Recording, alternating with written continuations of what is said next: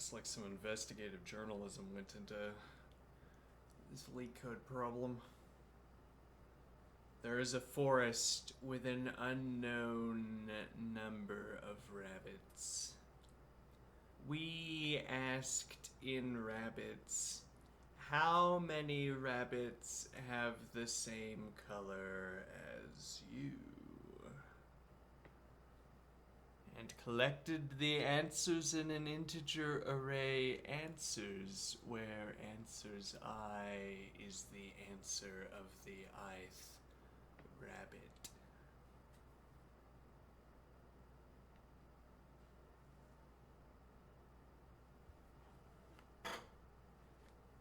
Okay. As we all know, all rabbits are the same color. I can offer you a proof if you would like to hear it. Let's see. Given the array answers, return the minimum number of rabbits that could be in the forest. Uh-huh.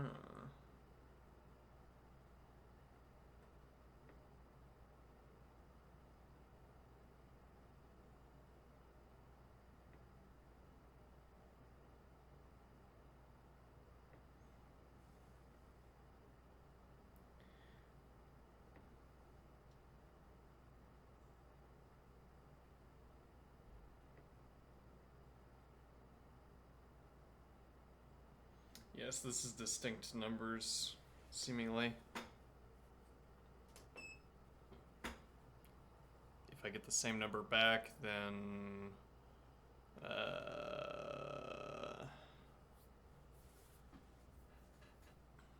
that could be. Yeah, so we're asking about the minimum number that could be in the forest. If I get the same number, that could be the same color. So it's the number of distinct sum of the numbers of distinct answers. Not quite right, apparently. Right, well, each you'd have to add one. Right.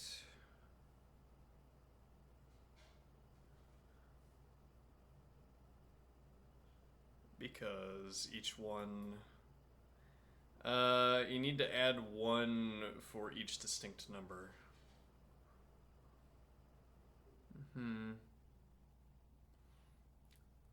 So every time I get a distinct number, I add that number and one.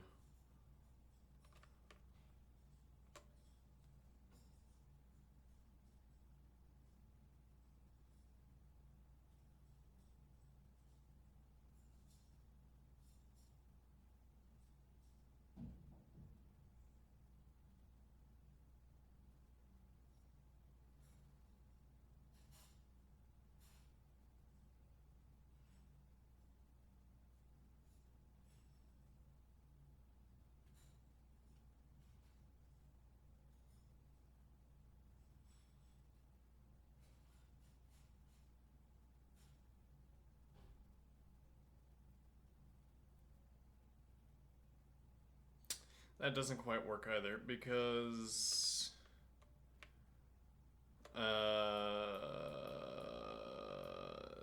these two can be the same, but if we had another one, we could not have. Ah, interesting. Okay, so,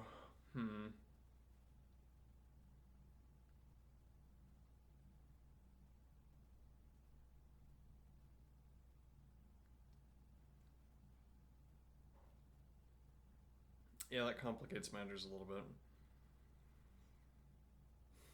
Which struck me because 0. If a rabbit answered that there are 0 other rabbits of the same color, and then another rabbit answered there are 0 other rabbits of the same color.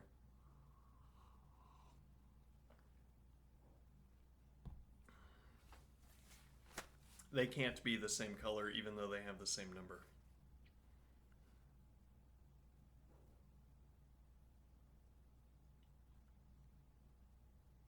So for each number, yeah, well, I'm thinking now hash table where I track the number of answers corresponding to each number.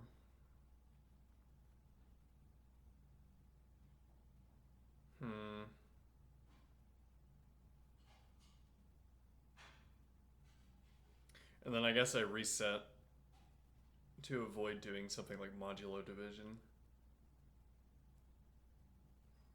Or, yeah, okay, modulo division, I guess. So, if I had 1,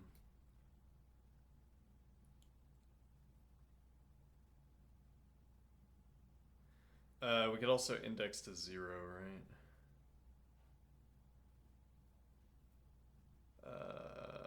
Index this to 0, with the point being that we can ask equals without arithmetic. We can ask, so when I, oh, hold on.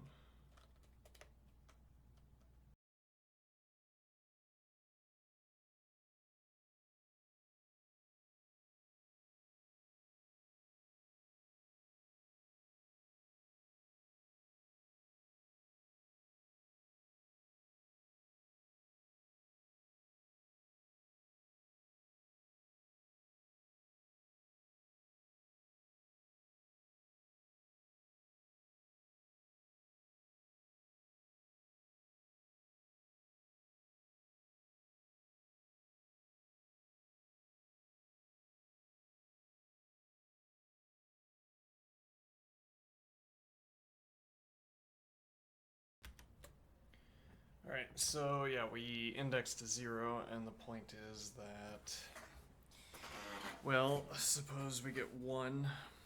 Okay. And then I get, and so I hash that to 0.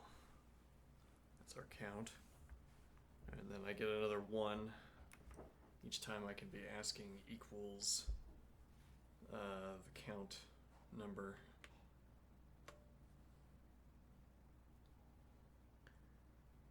Okay, then I guess we would set it back to -1.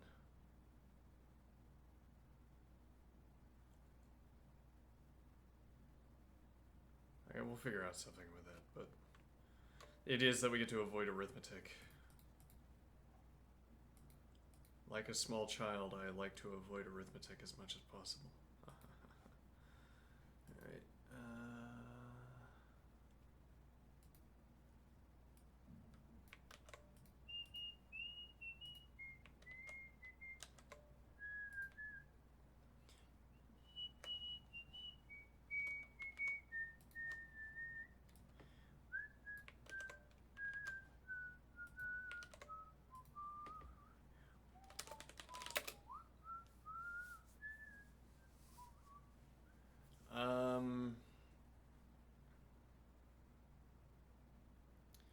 This is a case where sorting plausibly gives us an easier solution.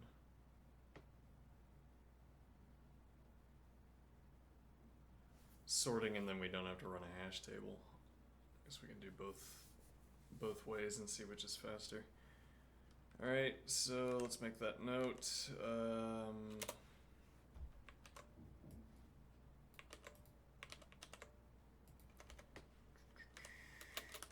routings, sorting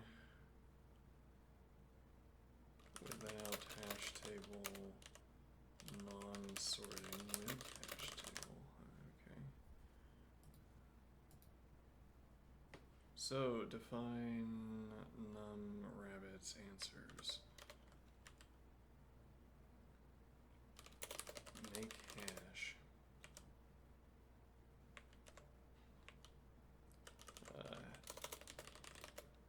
Hash.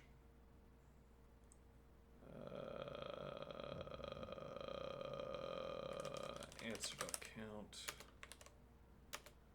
Alright, so. Oh, and then we need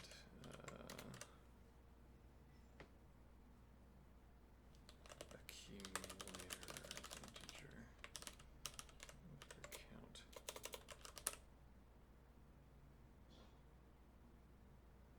Yeah, I'll just do integer. Alright. So, cond null.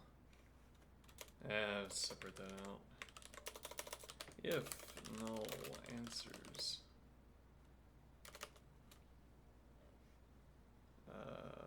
return accumulator integer. Okay. Otherwise cond. Otherwise let ref count hash ref hash answer dot count car answers and -1.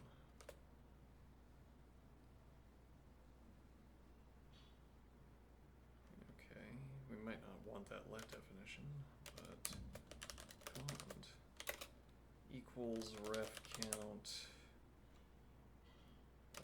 car answers.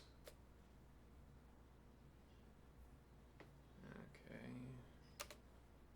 In that case, let's see, we need to reset.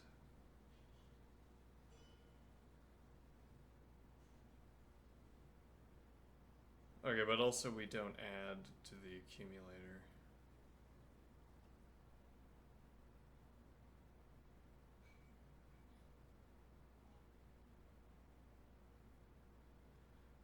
We need to reset, but we don't add to the accumulator. Why do I say that?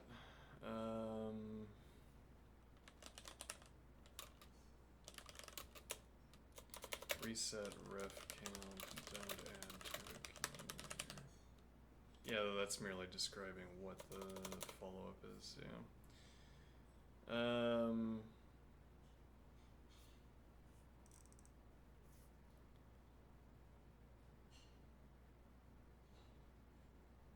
Let's see.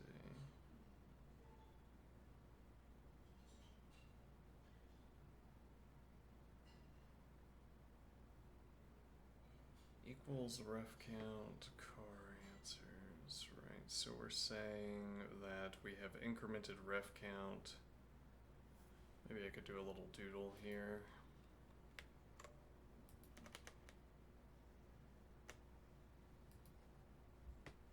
Okay, so we're saying we have answer one, well, yeah, okay, answers 1, 1. There's one other rabbit that has the same color as me, 2, 2, which is conveniently in order, okay? Now, so I have a hash table, and we have 1.0. Okay.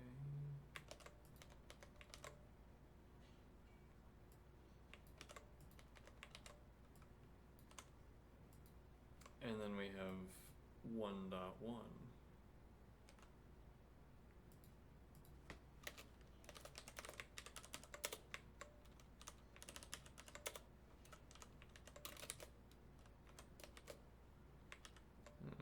Okay, and now what is the idea? Okay, so our count here, when we got a new number,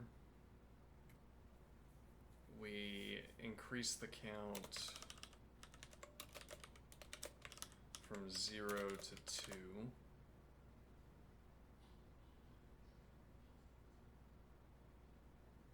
Okay. And that's always the case even after we've looped around. If we get... Okay, but that also means we're running hash remove, right?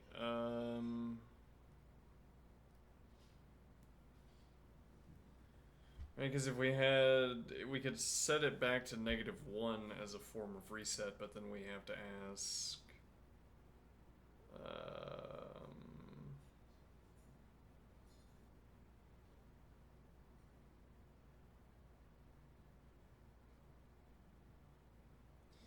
Actually, we could also do false as our fallback condition.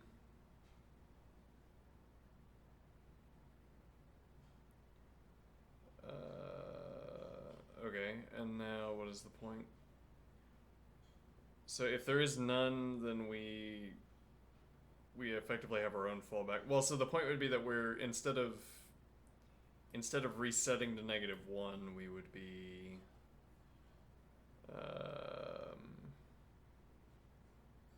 be removing the ref count from the hash table. Okay. And what distinction does this make?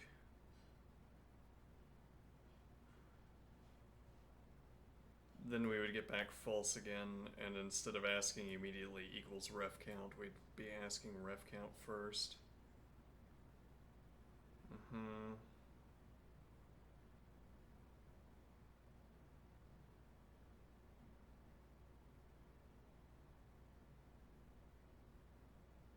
Okay, but if I ask...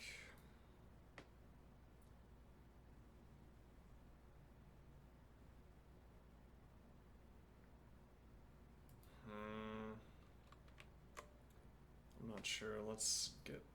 Yeah, something we noted yesterday that if I'm on the ball, we can just make the examples and look at them pretty quickly. Our answers. Okay. -1.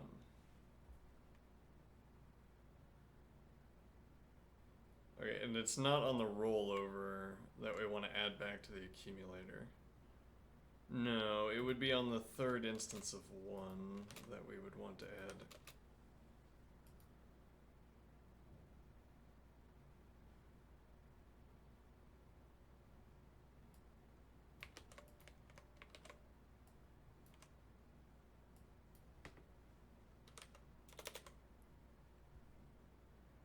So actually, this should have been...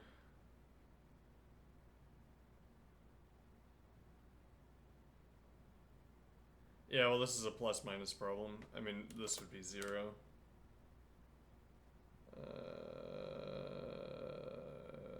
Right, because this would have been -1, this would have been 0, but then we still would have rolled back over to -1. But wait a minute, hold on. So if we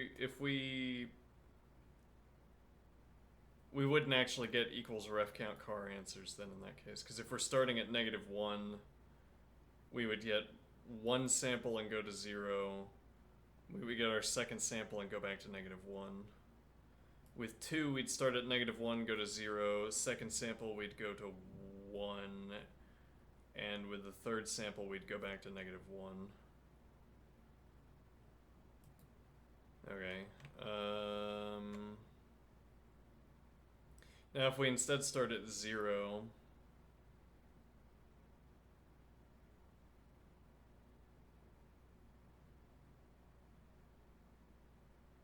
Okay. Instead of -1.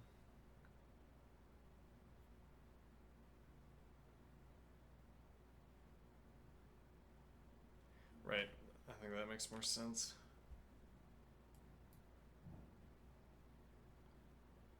I mean, there's a definite answer to this, so making more sense is not good enough. It has to make sense, as it were.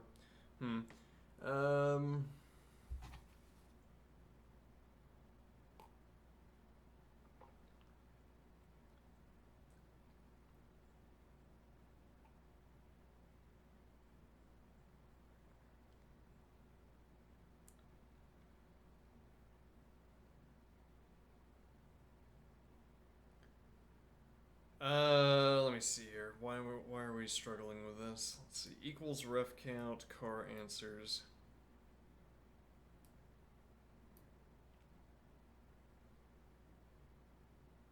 So that would mean we've allowed the number to get up to 1 in this example.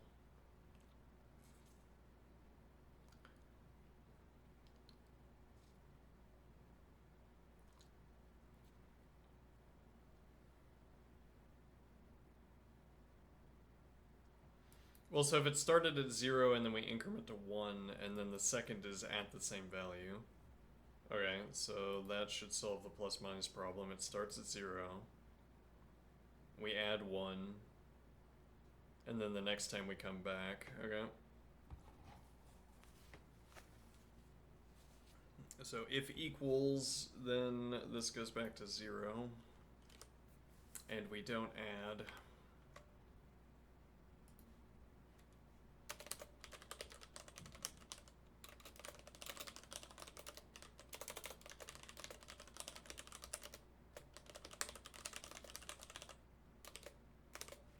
Speaking of which, this should be 0.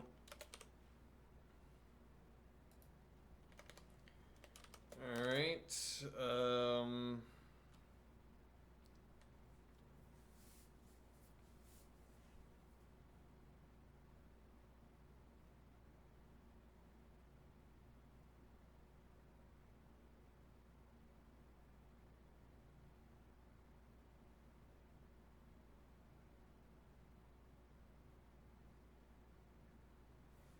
and then I guess 0 ref count.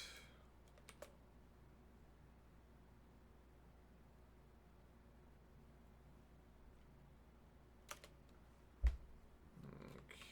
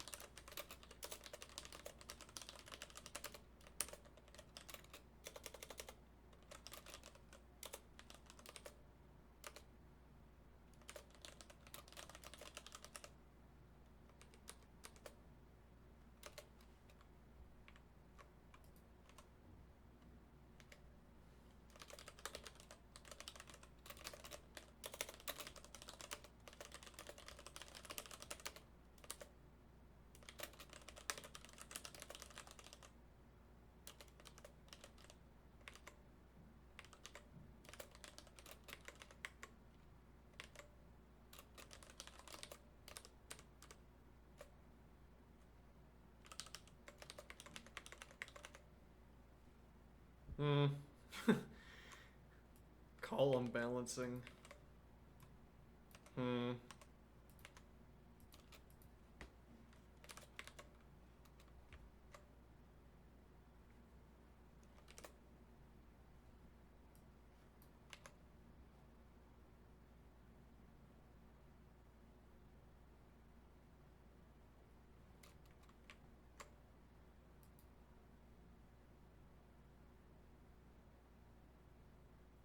Actually, you know, if we're already removing, or if we're already setting to 0, I wonder if it's preferable to remove here.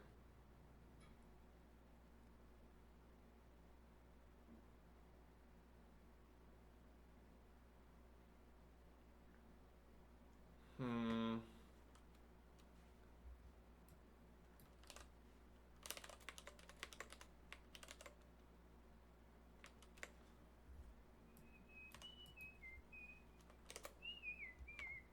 I don't know that that's the command, but we'll figure out rapidly, I suppose.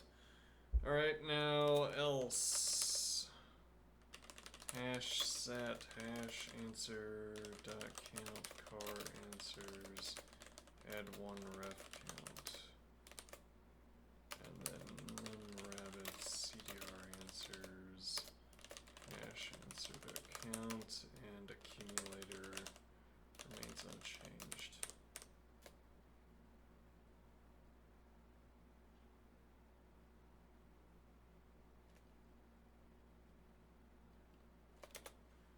Okay.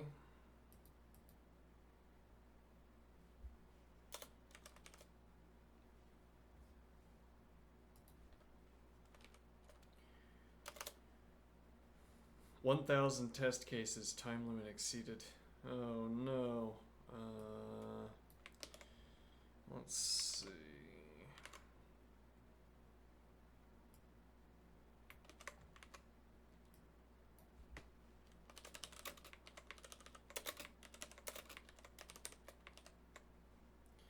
Five, 10, 10, 10. 11, that's plausibly correct. Okay. But what about that number 0?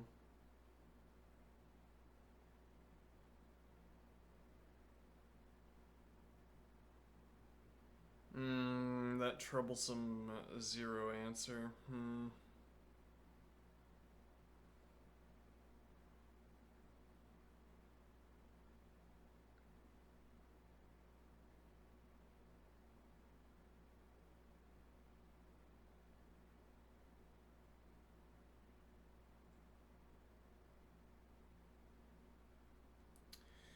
Yeah, that's a problem. Because if I do like 0, 0, 0, 0.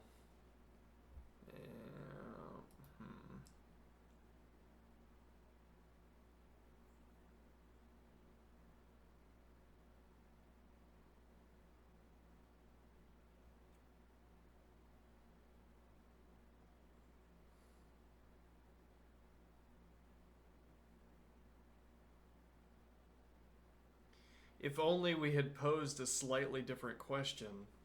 This is like one of those public service announcements.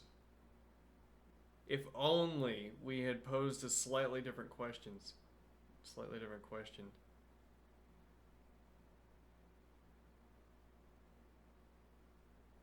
I mean, actually, if only the rabbits had interpreted our question in a more suitable manner. How many rabbits have the same color as you? 0. What? 0? How do 0 have the same color as you? As in, if they counted themselves, we wouldn't run into this problem. These rabbits insisting on indexing to 0 is ruining everything.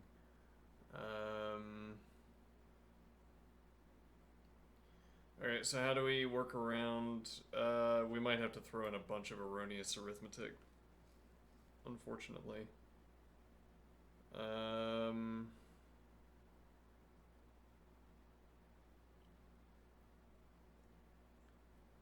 So if we index to -1. Okay, and now we ask equals ref count. Let's see, sub 1 car answers.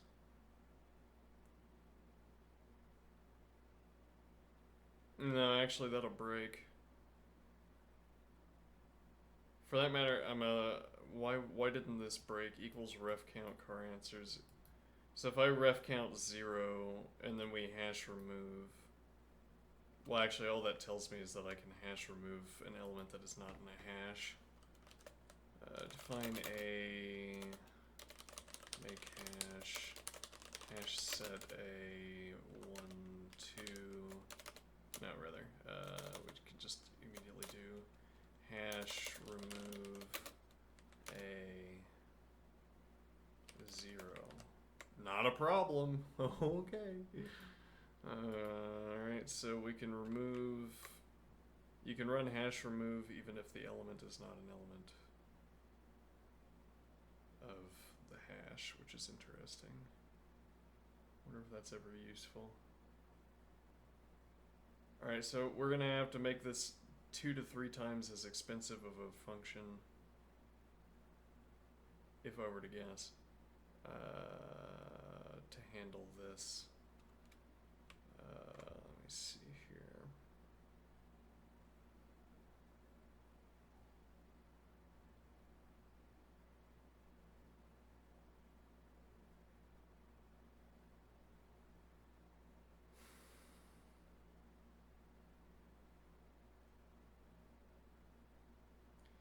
Notably, we can test this with list generator. So if we want to run our own tests on time, we can do that. Okay, so equals ref count car answers.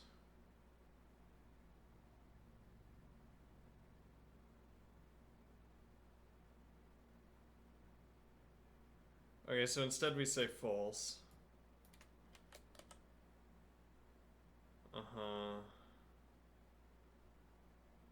And then we have to reorient this because...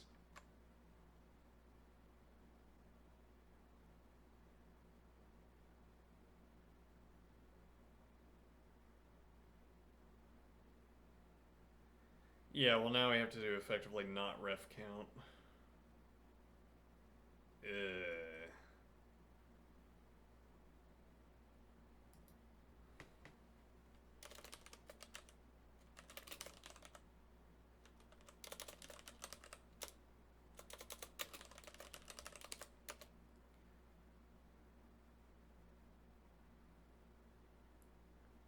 Okay, but that doesn't work so well either because once again the 0. But again, I made that joke about the rabbits giving us a horrible 0 indexed answer, but makes an interesting point that small, insignificant changes on the data collection end can be big efficiency changes on the calculation end, on the computation end. Like we have to twist this. This would have been just fine if we were indexed to 1. The code would be over. It'd be a 5-minute job, and it would be efficient. And instead, it's going to be a 2 to 3 hour, and the computation is going to be less efficient.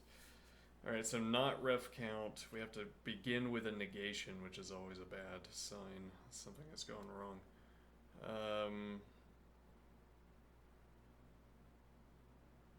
Wait, why not -1?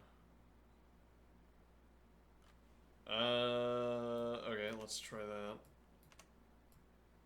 Sure. -1. Okay, so now equals ref count car answers. That will never be the case in this initial. Right. But also we would have to have incremented an additional time.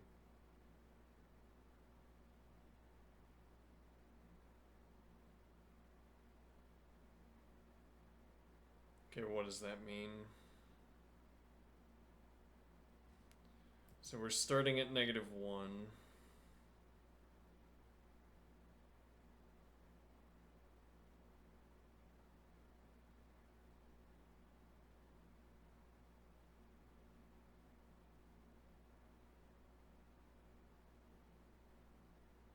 Yeah, this doesn't give. This is not a good thing to be looking at. This is not a good layout for the example because it's agnostic with regards to the initial value, I think. Well, maybe not. Okay, so if we could also copy this because this starts at 0, goes to 1, goes back to 0. So I suppose this is saying we initially have the value of 0.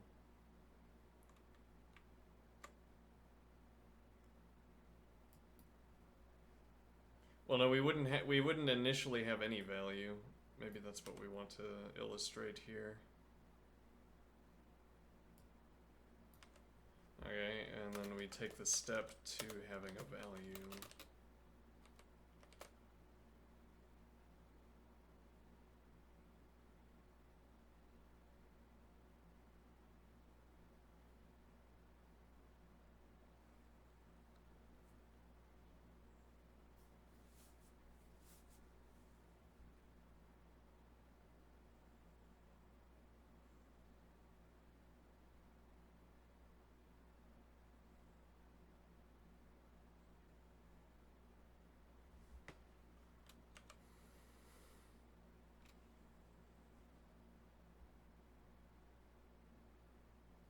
I mean, yeah, that's merely a restatement of what we had before.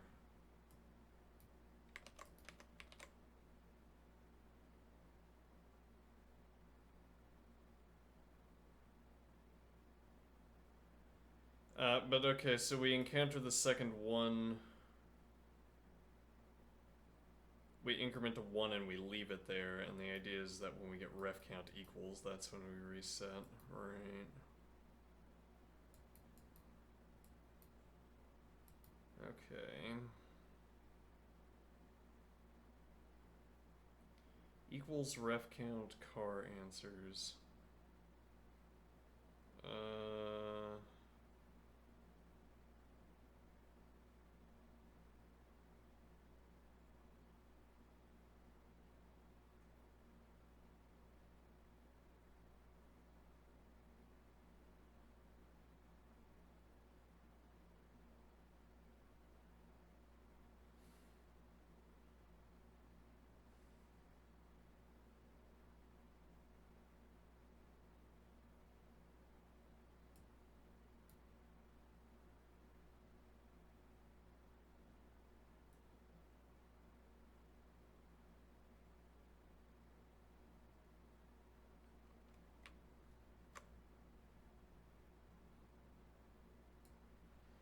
Okay, this would now be negative ref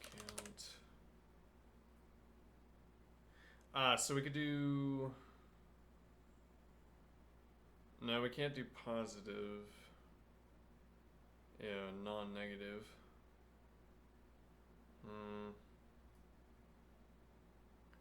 What is the point here? So... negative ref count. Then we could ask if 0. Yeah, but are we really going to put in...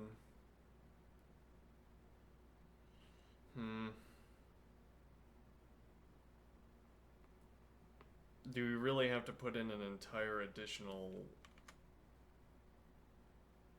antecedent to handle 0?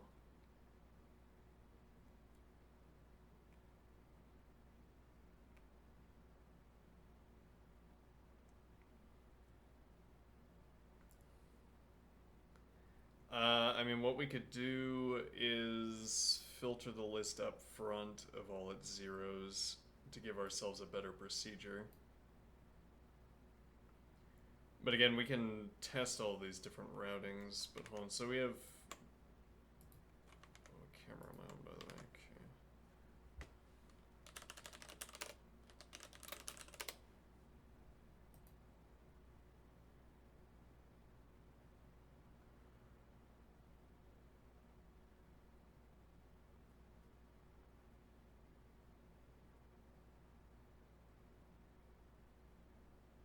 Count.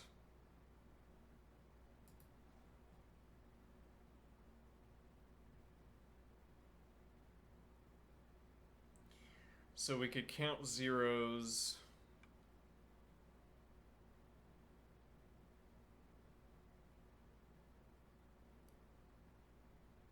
And then filter.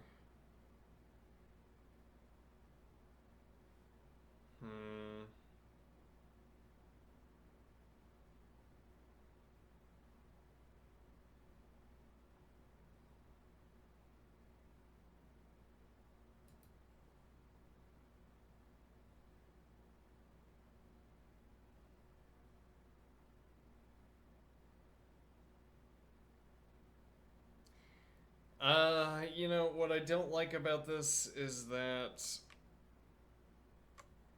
filter returns all of the elements in the same order. I don't need that. And I'm pretty sure this is going to... I'm sure this is going to drop efficiency relative to the non-order preserving option.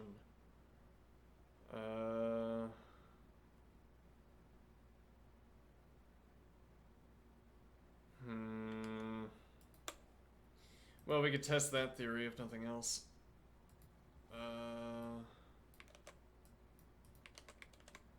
So let's get list generator. Alright, so what we want to test is filters. So we're going to have random seed 5 as usual. Want an even playing field here now, so I'm going to ask for filter, and then I am going to ask for, let's see, time. Well, if I do random, well, okay, yeah, we can do filter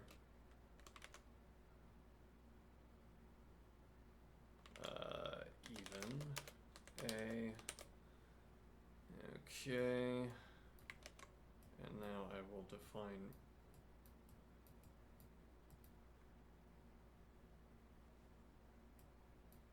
okay, Racket. Okay.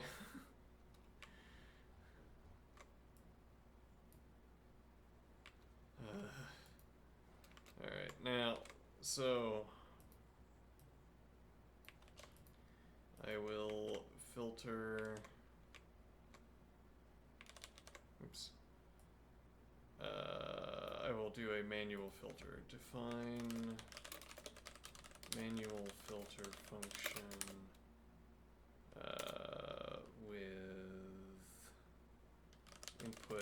list, output list.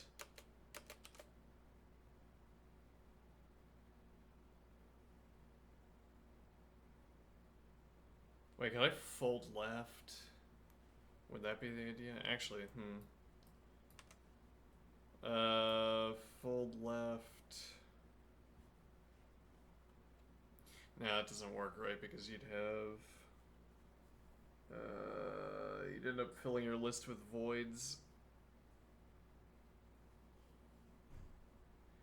Because you want fold left if the number is even, keep if it's odd, do nothing.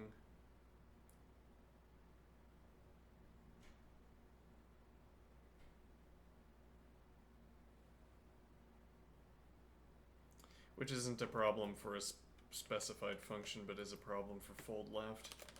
Define manual filter function input list, output list.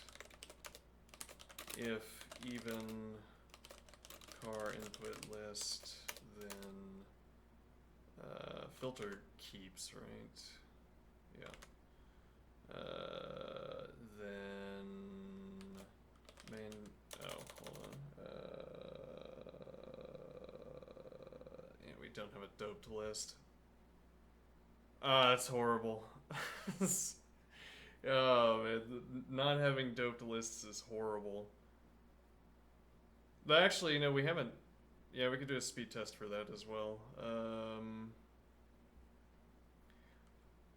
We don't know how much of a time test this doping is, though. Yeah, I mean, this has to be a cond. We have to switch this out of if into cond. If null input list, then return out, then done.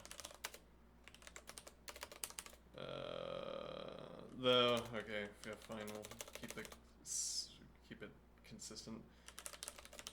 Output list, even car input list, manual filter function CDR input list, const car input list onto output list, else manual filter function with CDR input list and output list. Okay, time manual filter function a null. Okay.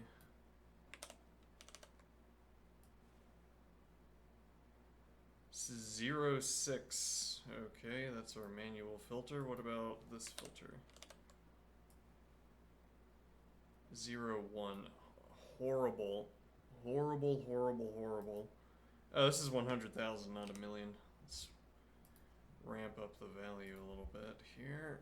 Alright. Go. Alright, so that is 46, 51, 15.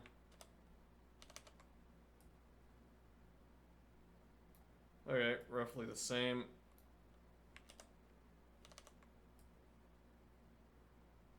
$31.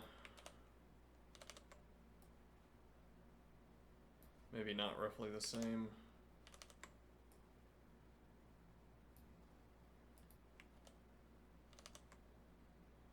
Yeah, looks like it's slower to do the manual filter. Alright, actually, show me what is the last element. Is that a reasonable question to ask, or is this going to take like 30 minutes to...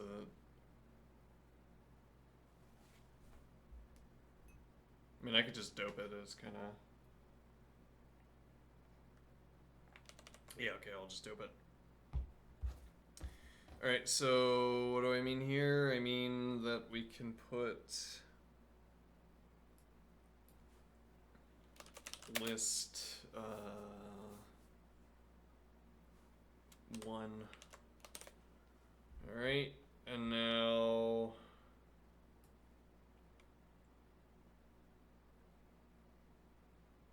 actually we could do list -1. Ooh.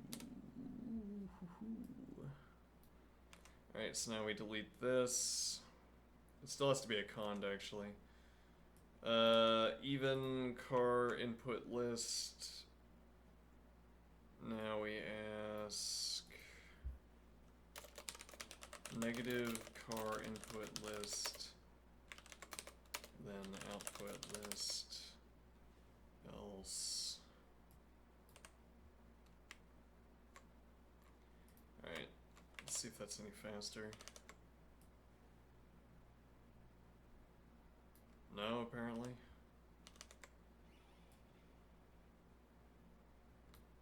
Why not, though?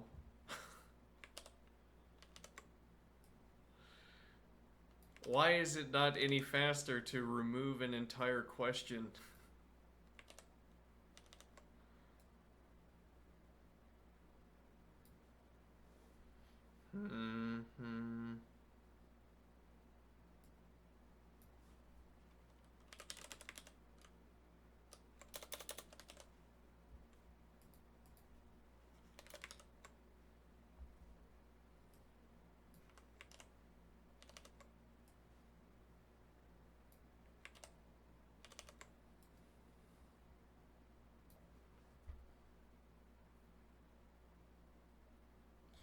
Well, okay, so filter is substantially faster. So it appears. Okay, so the idea is that we can filter, yeah, the idea is that we can filter our list of zeros so that we don't have to compromise the function. Actually, one more test here. Let's confirm our let definition findings.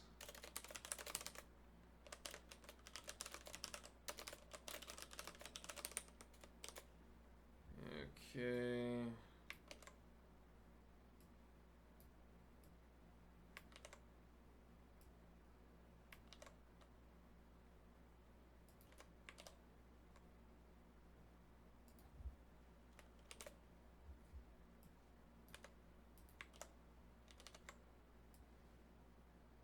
Yeah. Appears to be slower. Yeah. Alright.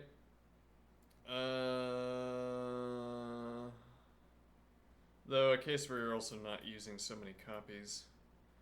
Yep. But okay, so what we want first is a case where what we want first is a solution where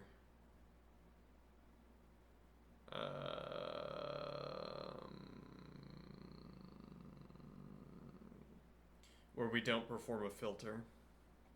So how do we do this with indexing to -1? How does that help us? Well, we can't get equals ref count car answers from the initial ref count.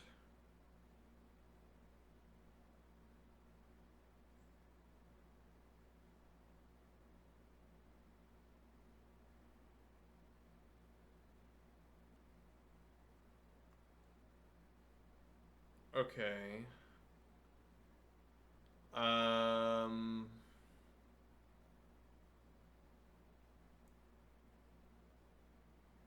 But so we start at -1. We don't initially have equality. We add 1. So now, if I got my first copy of 1, we'd start at -1 and we'd go to 0. I get my second copy of 1. We're at 0. So we still don't have equals ref count. And then it's at 1. Now I get my third copy and we have equality. Then we need to go back to 0.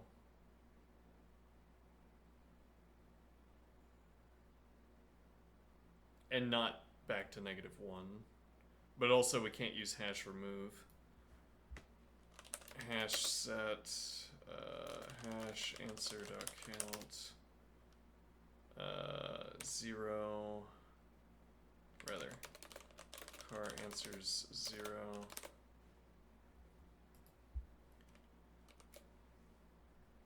Now negative ref count. So we have to ask what happens in the 0 case.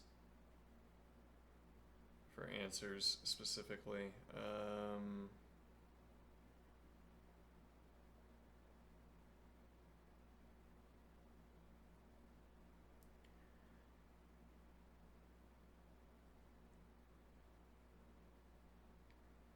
Okay, but in this case we would add, right?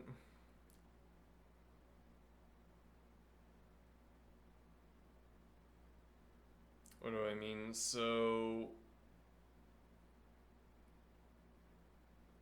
Right, so we need to add to the accumulator here because we've cycled all the way through. So we start with -1, okay, and we get one copy of 1, which puts us to 0, second copy of 1, which puts us to 1 after setting. After setting puts us to 1. We get the third copy of 1. We go back to 0. So on the initial copy of 1, when ref count was negative, we add to the accumulator integer, add 1 car answers. So if we got 1, we'd be adding 2, as anticipated. Alright, now, so then we add 1 to ref count. Okay, though in that case, this should be 0. We can just do that with a literal.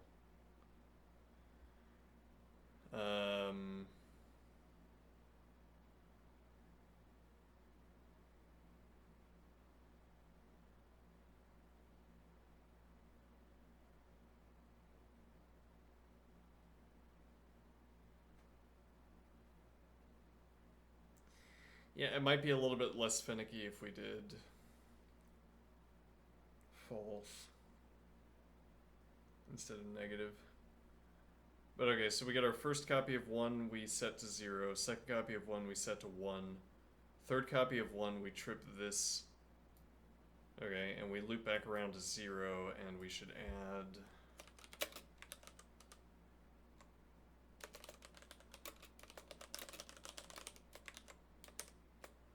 My mouse is sort of drifting off over there.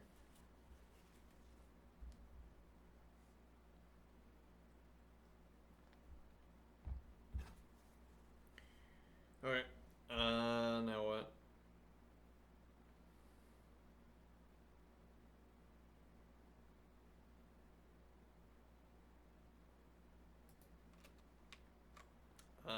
Run.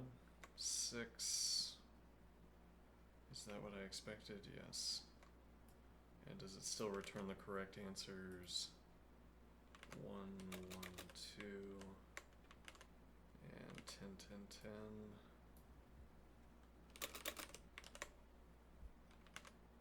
Yeah, okay.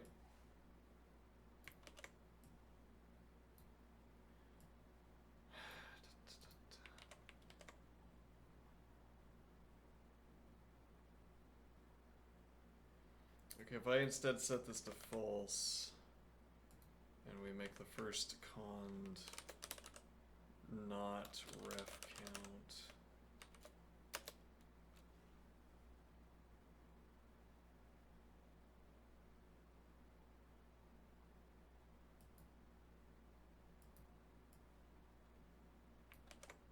then putatively this is what we're doing.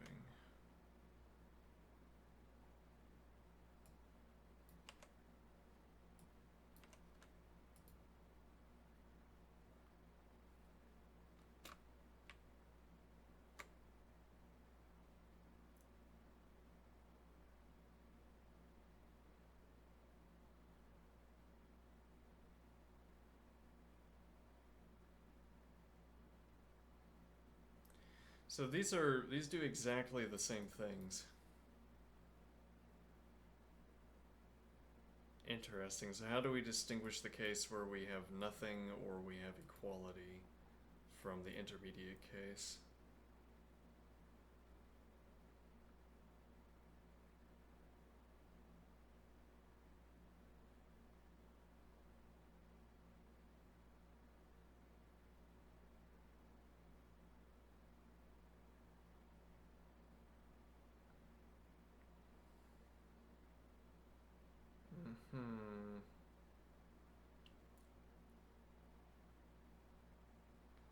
So I could do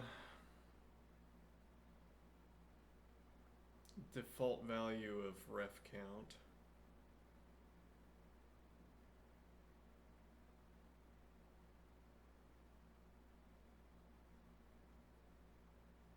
to be car answers.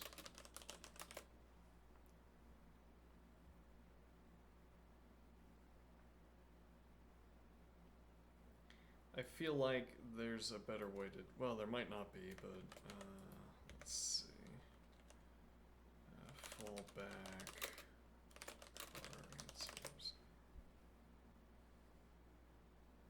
So this is the case if it's false, and this is the case if equals ref count car answers. I mean, we could do or, but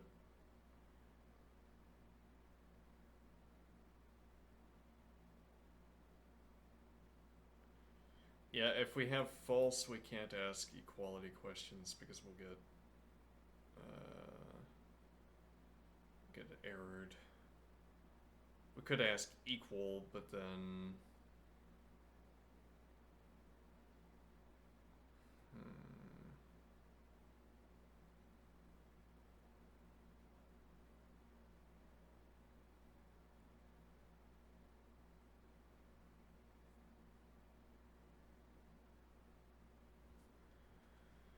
so the idea here is car answers, and we can ask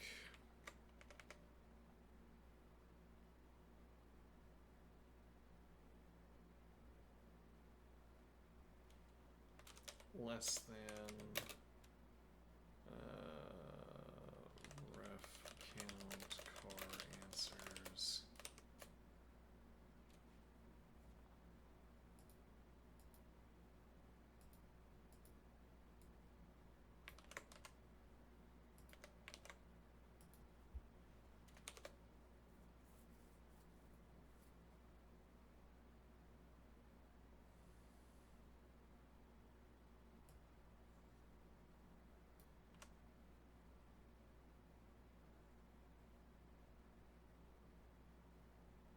And then this is an if statement.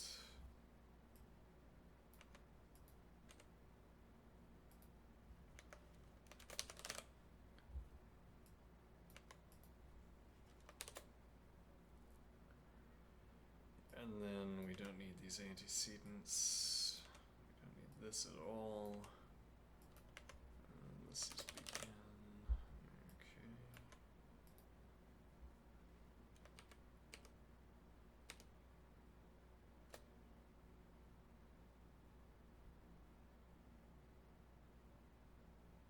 Yeah, though actually we could also say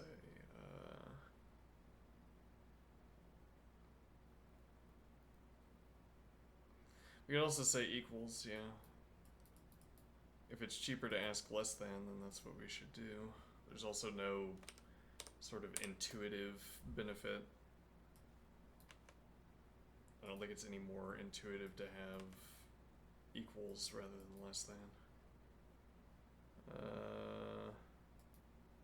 Alright, does that still work? Apparently not.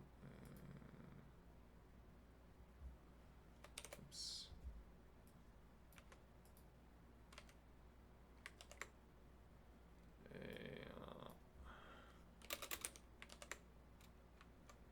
Okay, that's answer one. That turned out pretty nice. Okay, so now what we're going to do is an answer without a hash table. Okay, how do we do that?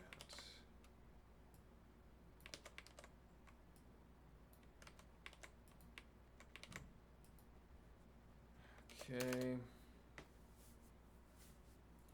So I want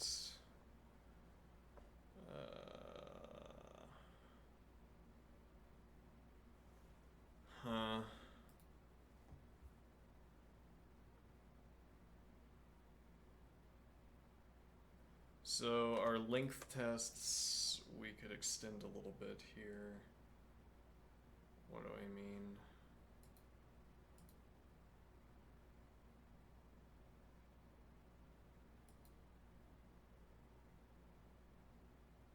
Time tests. I don't know what I said.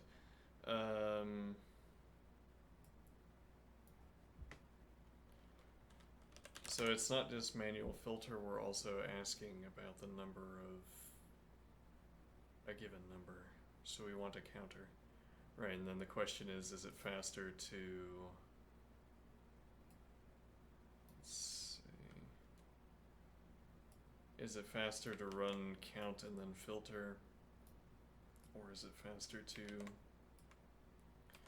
have one procedure that does it? Does both.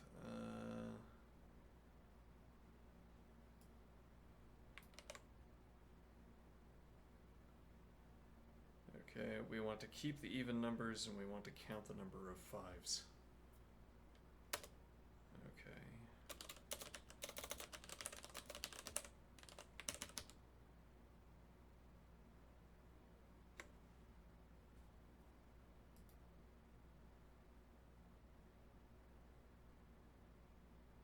Yeah, though then this isn't a great test, is it?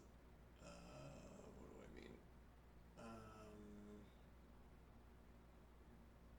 So actually what we're doing is filtering out fives and counting how many fives.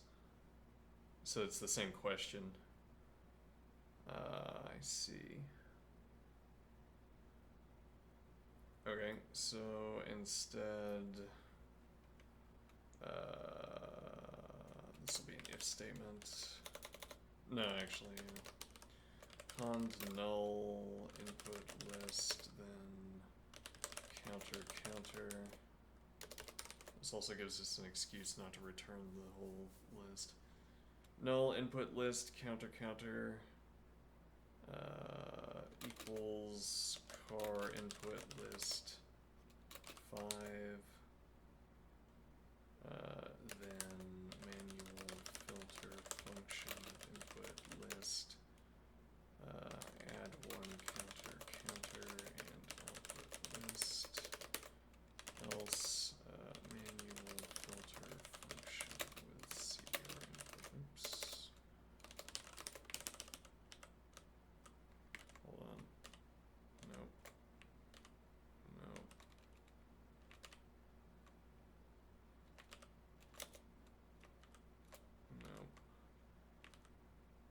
There we go.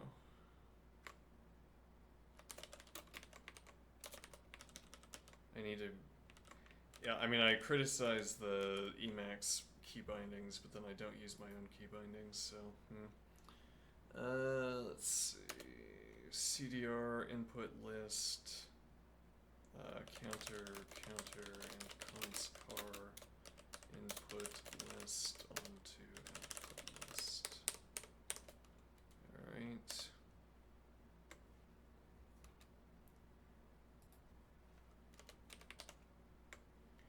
$46.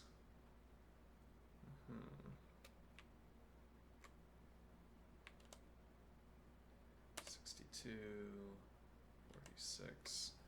Alright, so now we're going to come over here. Okay.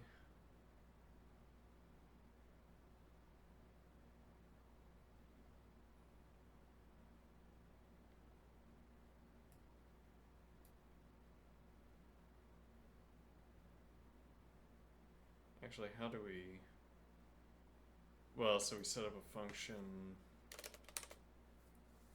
okay, let's see...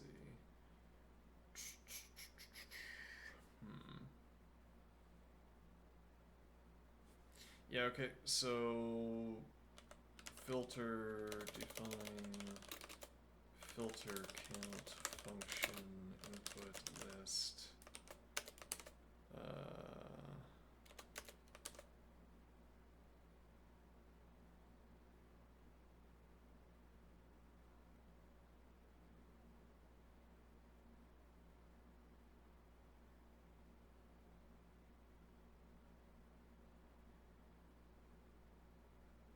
So I wonder, can I do...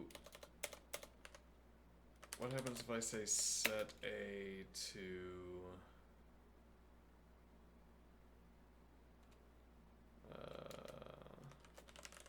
filter even A... Okay, and now this is filter count function.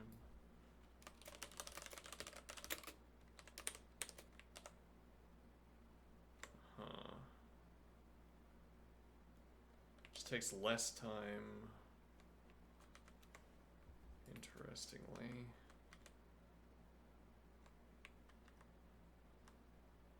Well, it tells me that some of this time might be in committing the text to REPL, to this window over here, REPL. But anyway, so what we want here, well, so similar point here, we don't have to print this to REPL. So, but okay, so we're gonna ask, let's see, let, actually, yeah, we can define define even count false set even count count.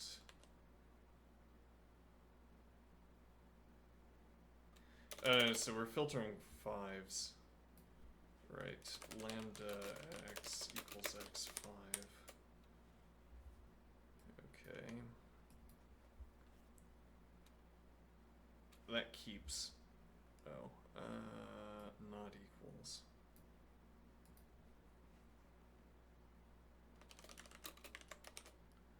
Less than or greater than, I guess. Even count lambda x equals x5. Okay.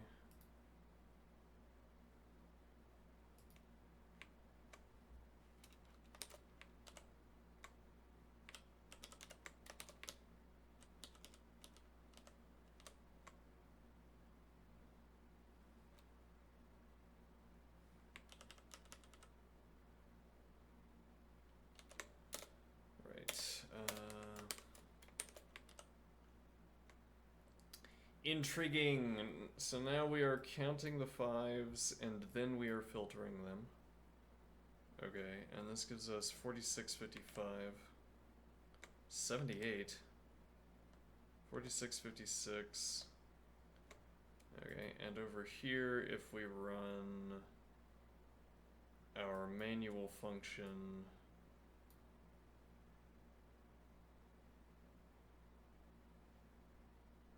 actually, what is, do we agree on the count?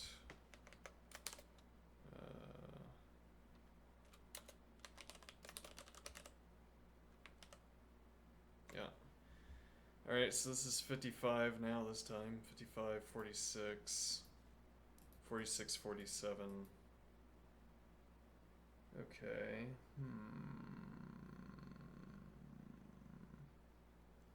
I mean, if anything, this is probably telling me that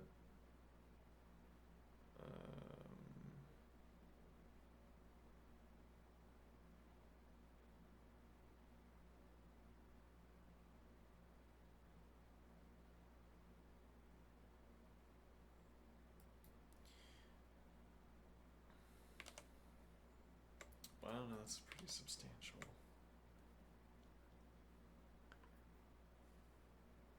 Is there something else that I could do during the manual filter?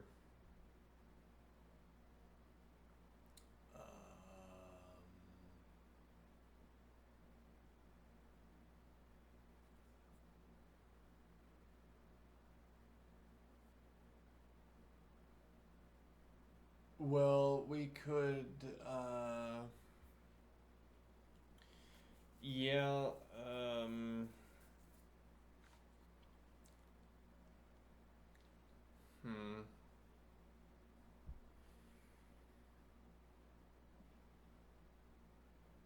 Okay, so we could, during the manual filter, we could also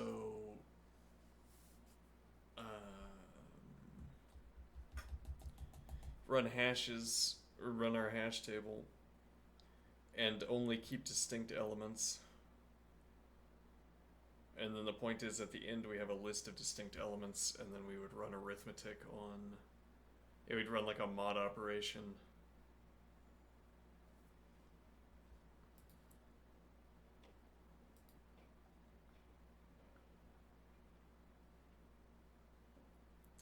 I mean, the easier point would just be to do the filter first. Okay, define manual filter function input list.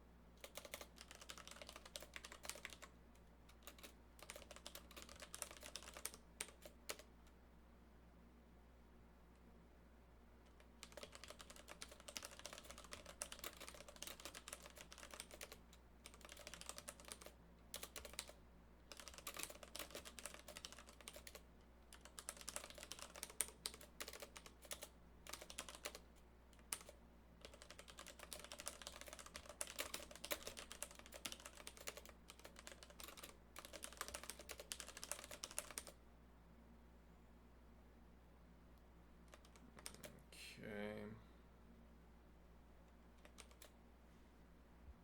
Now the idea is that this calls let me see.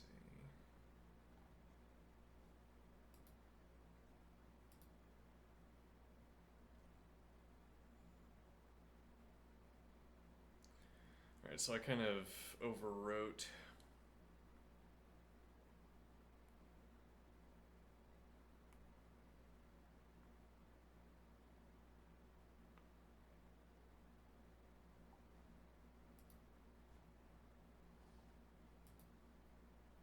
I can just rewrite it.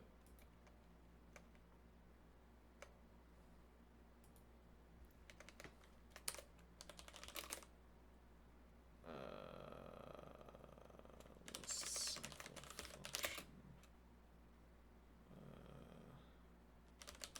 Input list. Answers list. Okay. Hash answer dot count.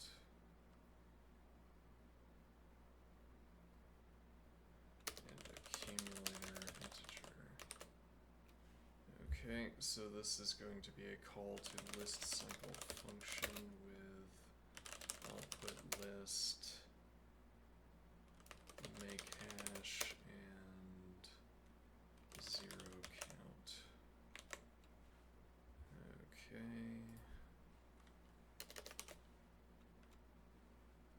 Okay. So actually we can dope the list now.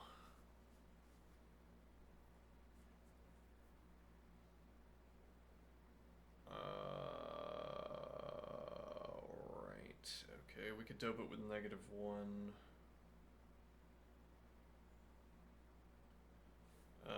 Let's see how that dope is gonna fit in, because we can give an output list that comes pre-doped, and then we can dope the hash as well. But let's make this first and see what it looks like. So list cycle let. Well, right, we also don't know that we need that. But okay, let ref count hash rep hash answer dot count car answers list, and then 0. Okay. Cond equals ref count car answers list, then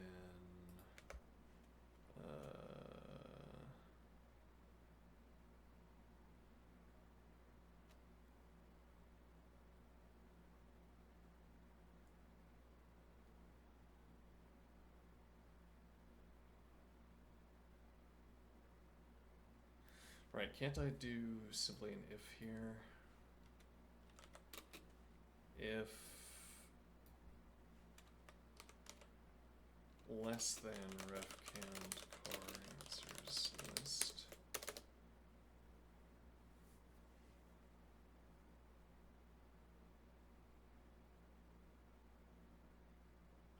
Well, so this would be conned. Because we still need a termination condition even if we do the doping. Less than ref count car answers list. And then we can hash -1 to 1001.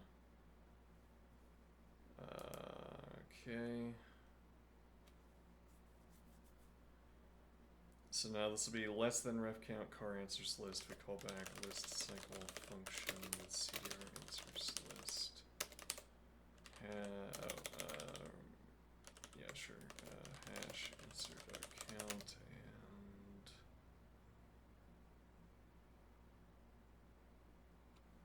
yeah, that doesn't work.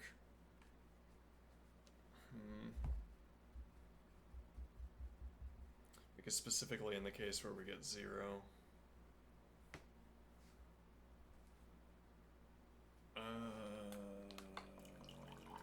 Let's see.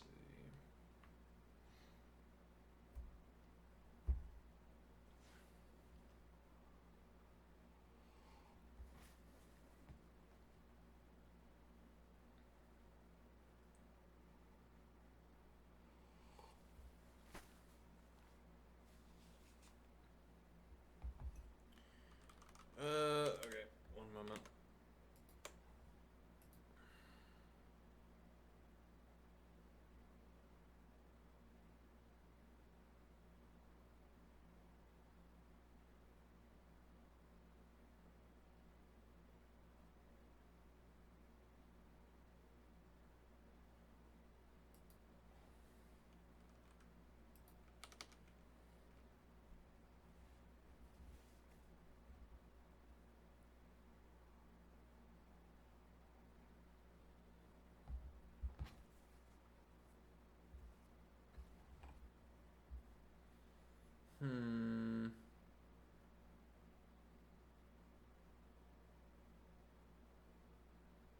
Actually, the solution of giving back car answers was clever.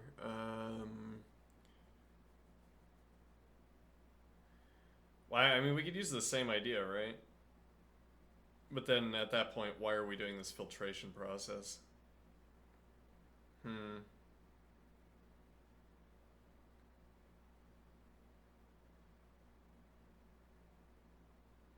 Yeah, that is a fully valid question to ask here.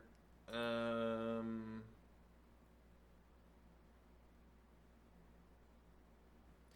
yeah, after we find this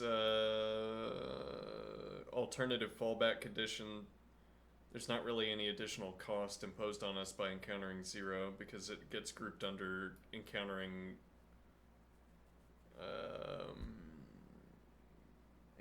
max quantity.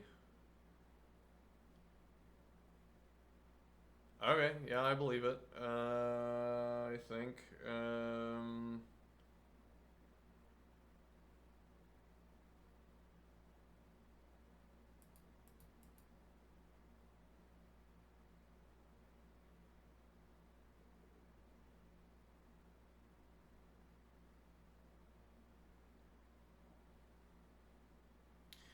There's also the point that now this hash ref gets used less.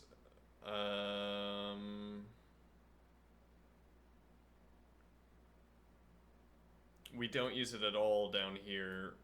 So in the case where we get a new value or we get a maxed out value, we use only once in this if check, and then we use it here.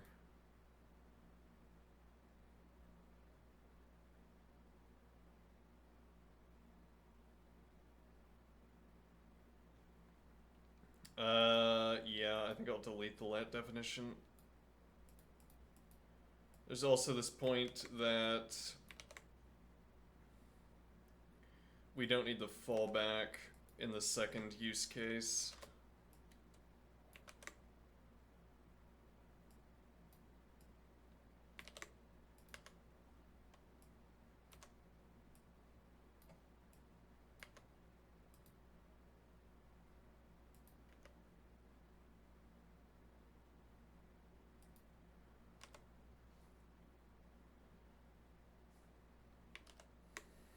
Okay.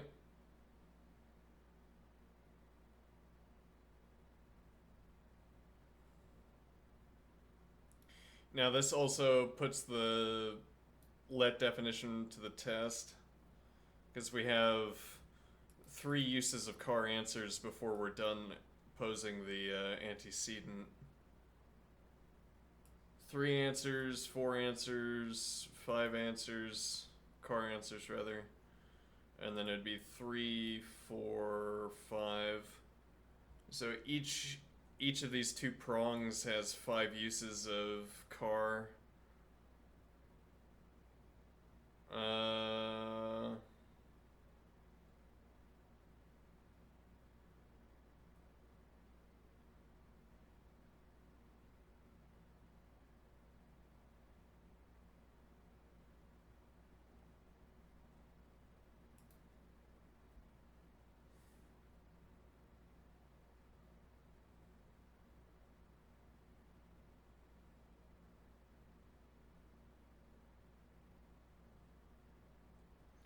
Alright, so if we start at 0, well, if we start at -1, we might as well insist. Probably end up doing the same thing where we replace this value, but maybe not. So less than ref count. Okay, then hash set hash answer dot count car answers list add 1 ref count. Okay.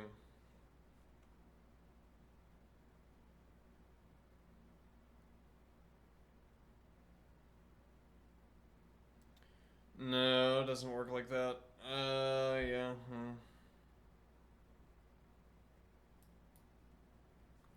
We'd have to ask equals ref count.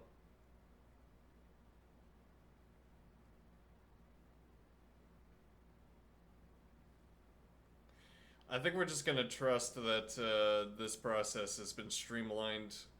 Like, all of the cost of having to deal with the 0 has been removed.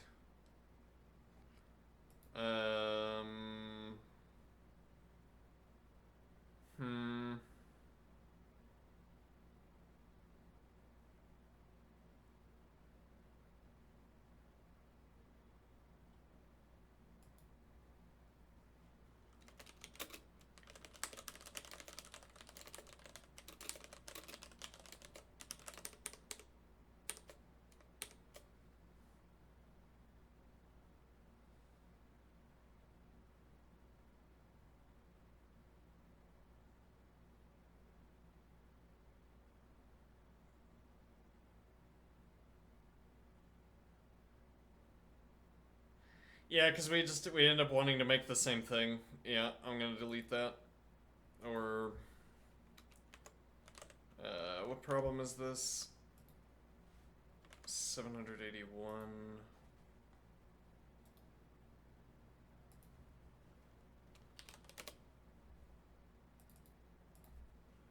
Not needed.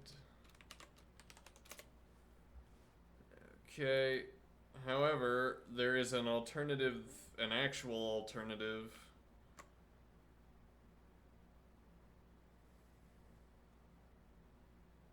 Which is that we sort the list. Okay.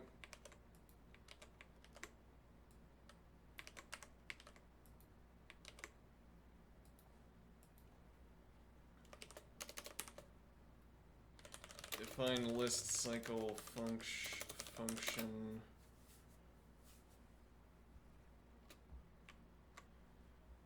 Alright.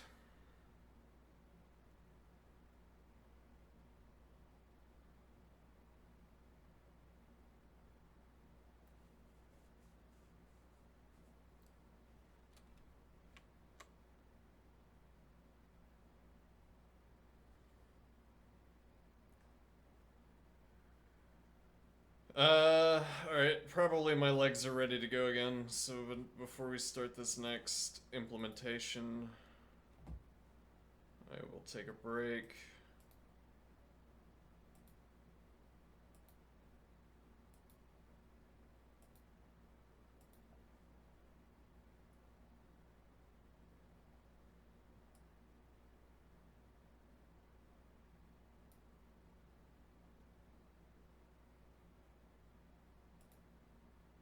Alright, I'll be right back.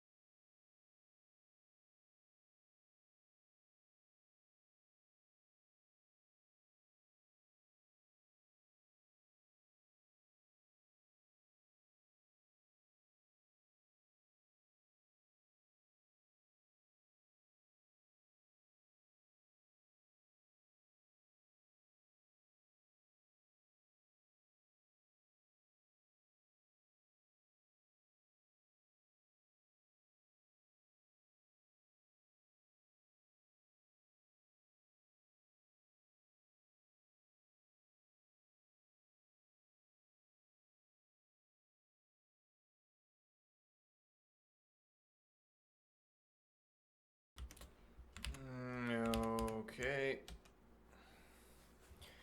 I have returned. I will. Am I zoomed in? No.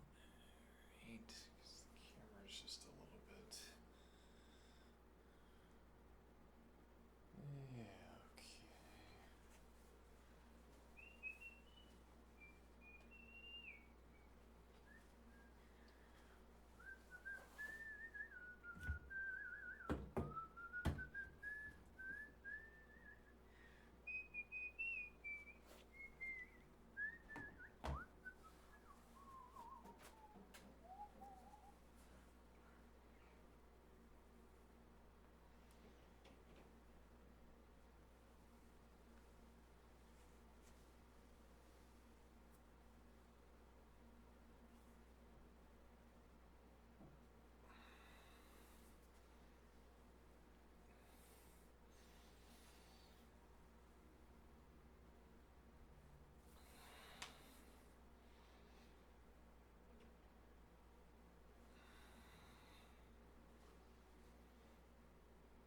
I guess the critical thing to remember while doing this is that this is not a dance routine, as it were.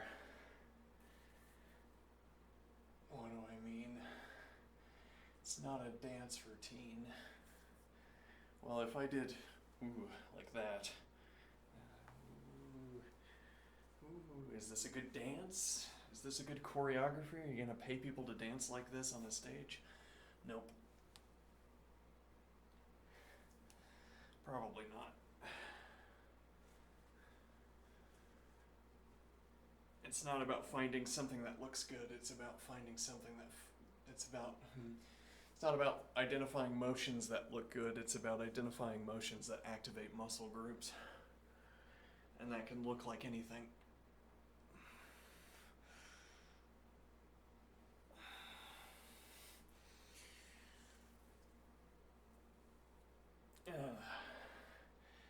And not for nothing, I'm getting pretty thick with regards to muscles. So I think this activity is pretty good, notwithstanding that I regularly sort of am out of commission, you know.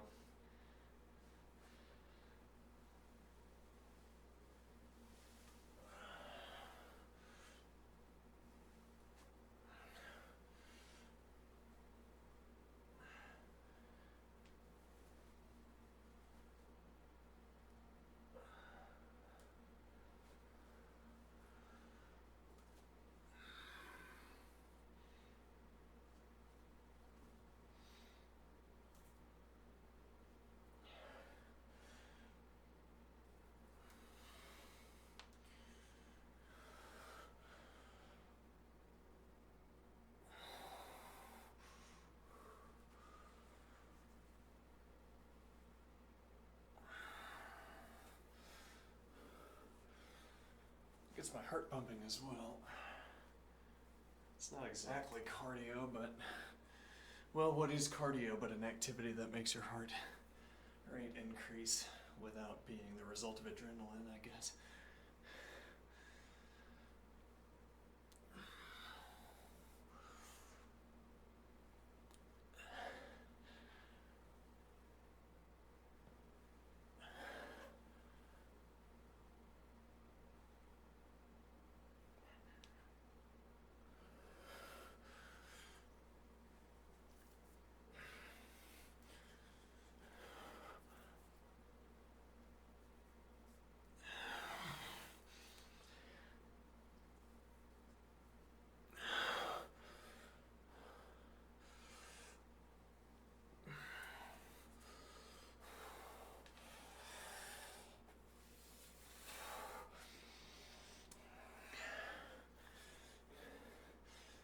With the fantasy benefit, hopefully only a fantasy benefit, that this makes you better at fighting, I guess. Well, again, well, not fighting, but gracefully guiding a drunk person to the ground.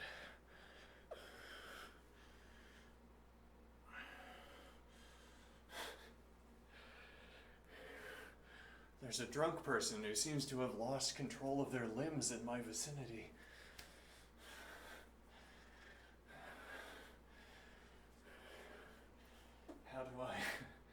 How do I gracefully guide this person into a quiet repose?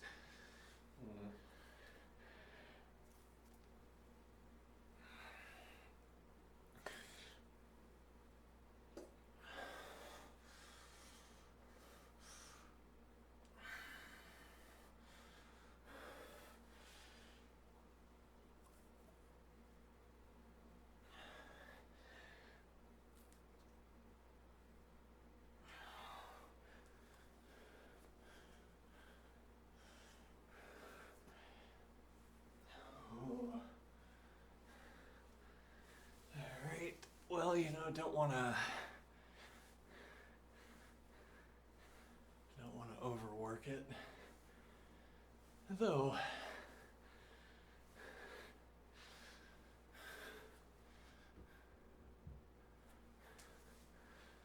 whatever. Alright.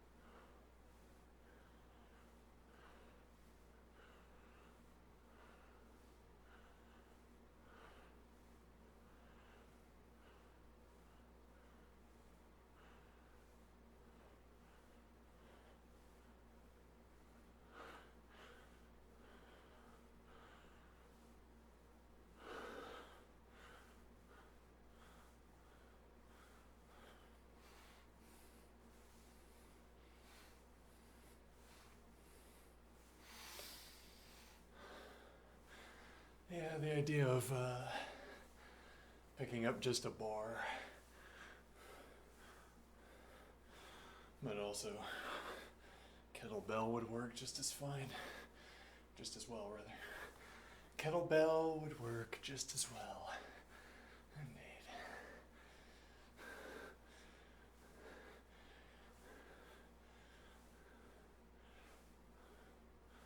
All right. And now adequately to spread out.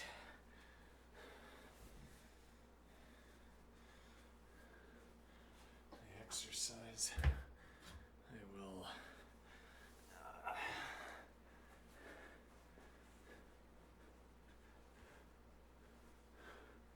run abdominal.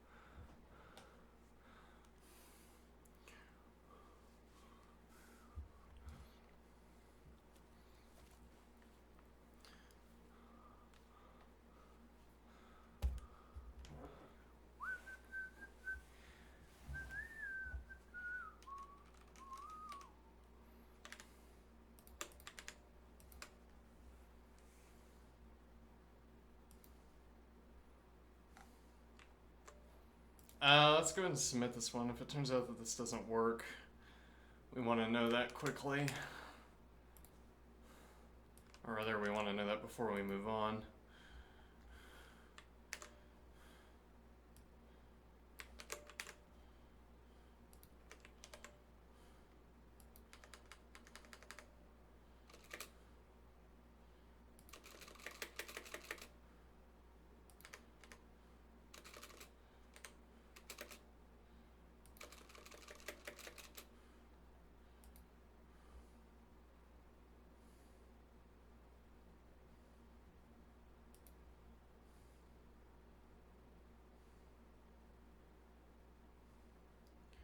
All right. That's also 0 milliseconds, so we can't get faster.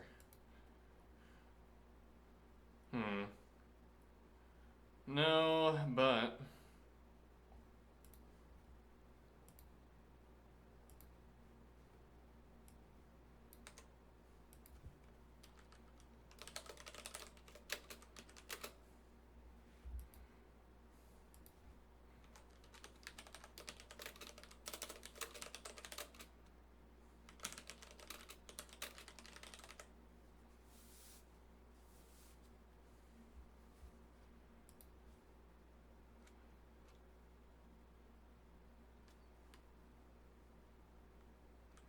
how would I describe what this fallback is doing?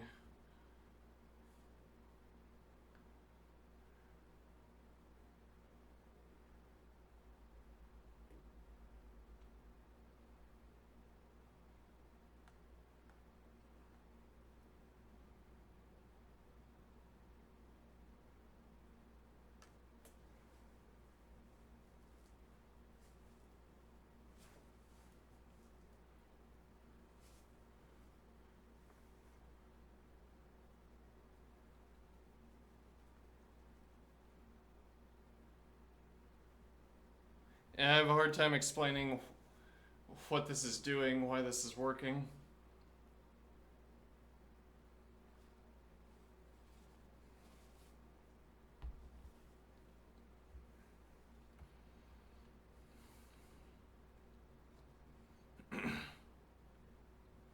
Hmm.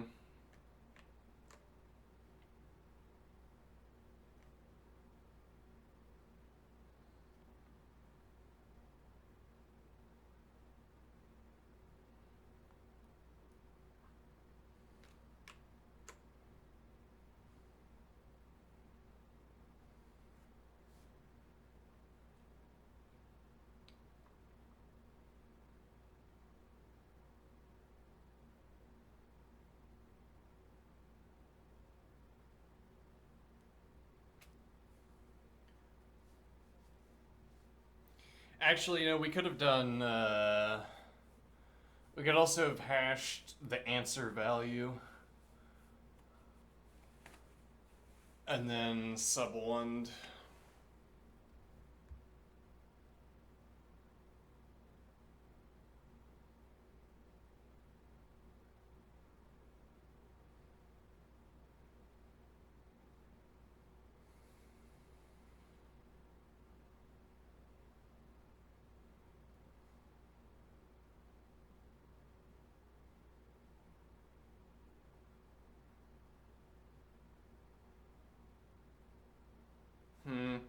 Yeah, I still don't know how to describe what this is doing.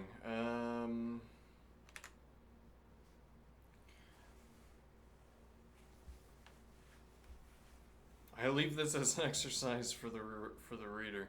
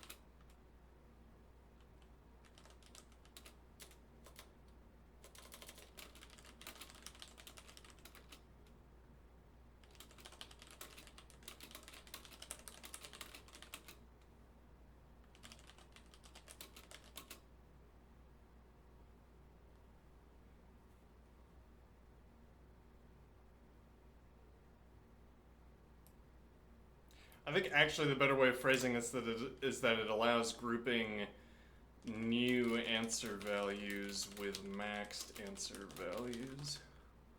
I only realized realized this on seeing that I had written the same consequent for the antecedents handling. The two antecedents handling these cases. Interesting. I find it interesting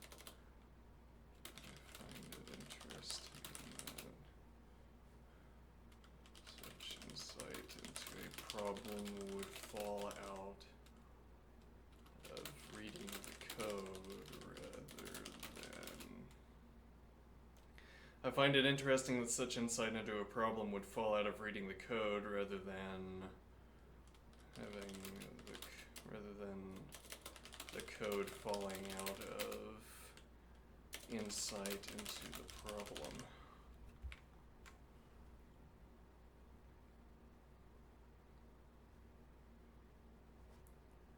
Okay.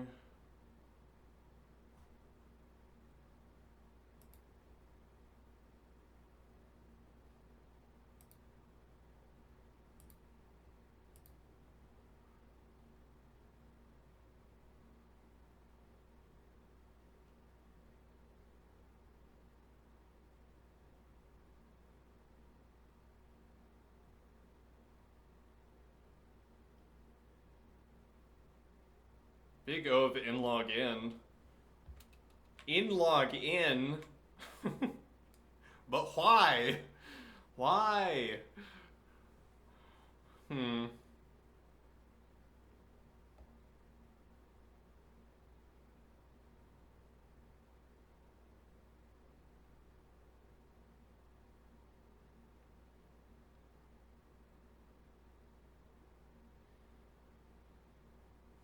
Almost n squared. Is that because you're sorting?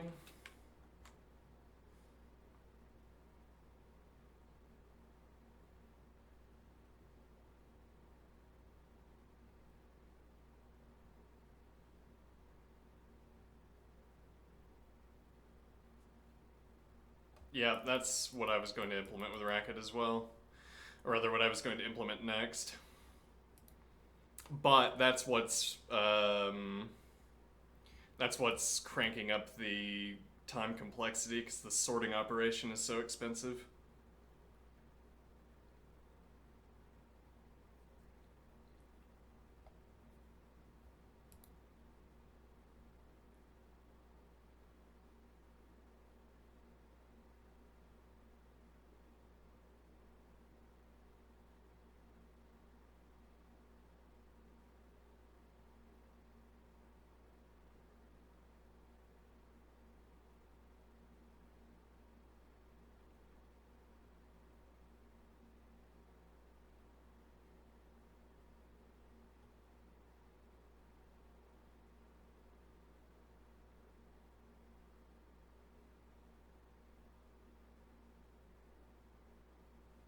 Yeah, though I'm not providing any accounting for the cost of a hash table either.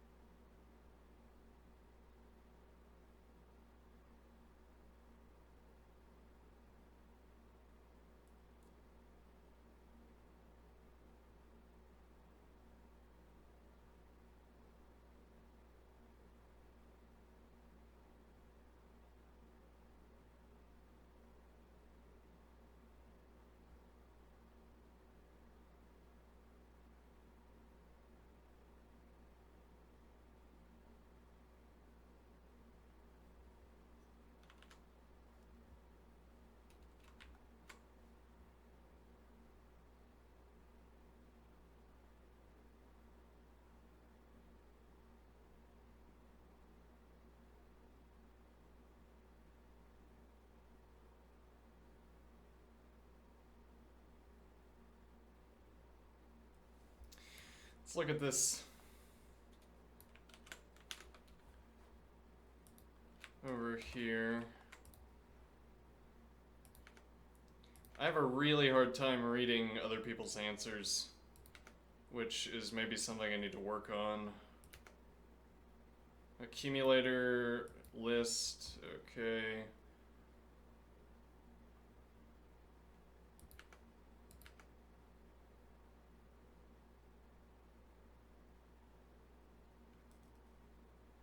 So these are syntactic sugar for let definitions.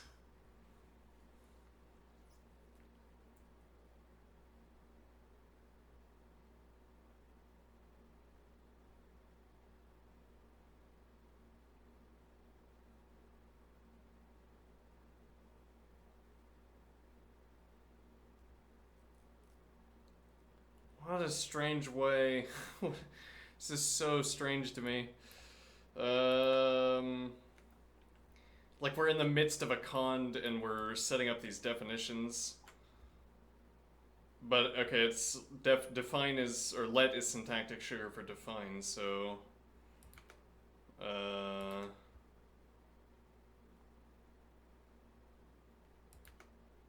it just looks odd because we don't use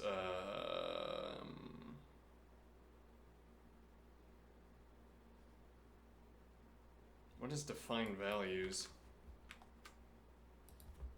Oh, it's syntax for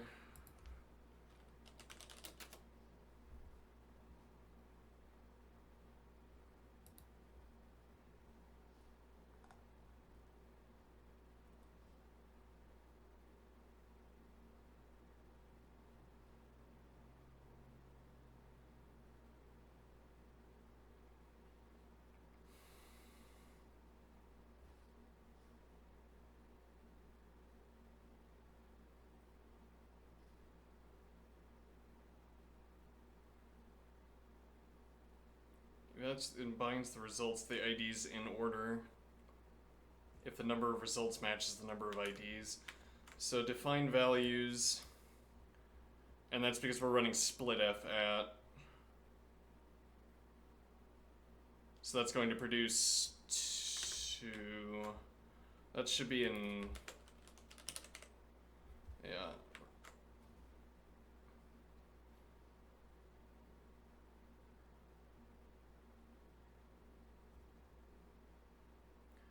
So it's going to return.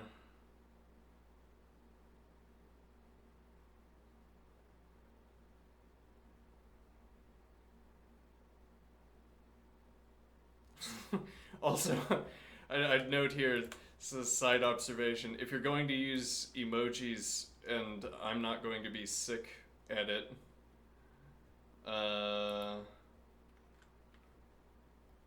little understated.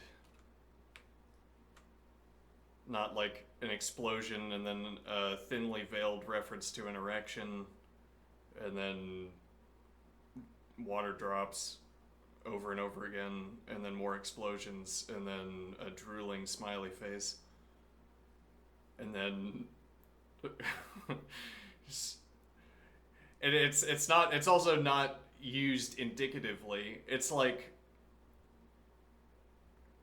the word rabbit is in the air, and so that's why there's a rabbit emoji over here. It's not saying that this solution is fast.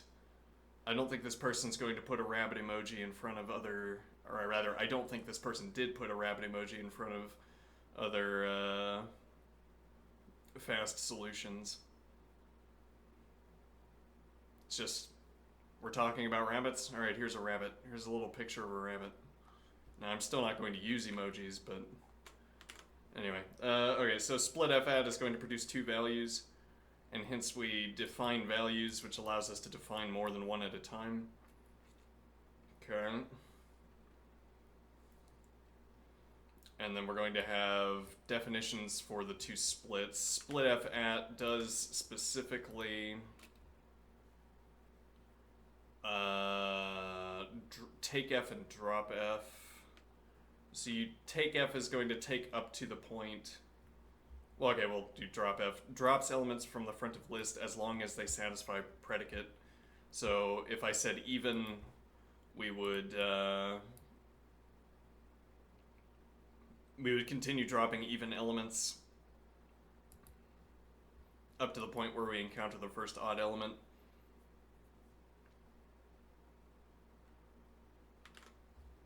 So this is going to be a way of repeatedly sorting, or rather repeatedly splitting at changes in x values. So in this case, our predicate is equals x answer. Okay.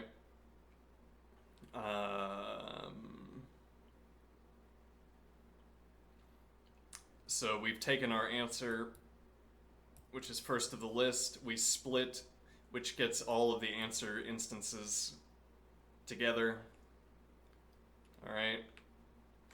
And now we've defined same. We count the length of same. Okay.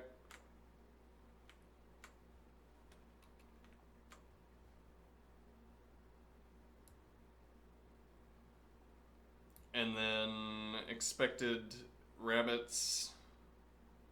Compute how many rabbits are needed for this answer group.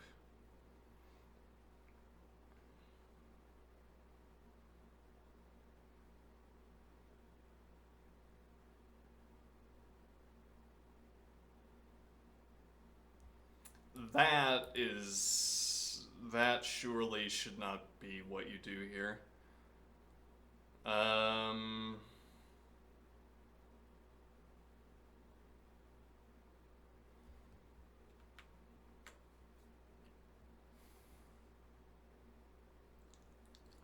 Right?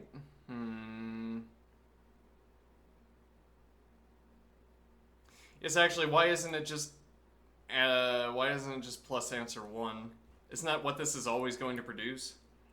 No.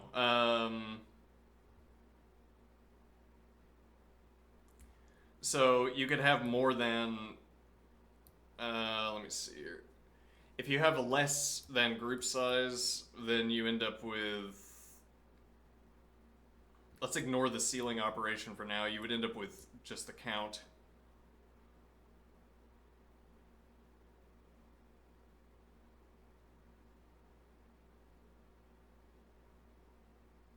Let me think here. Let's see. This is a way of accounting for the fact that if the count goes over the group size, then you need to add another.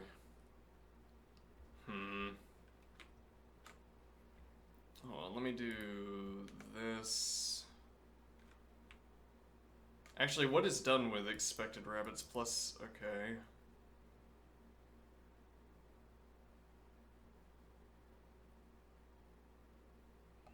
If the count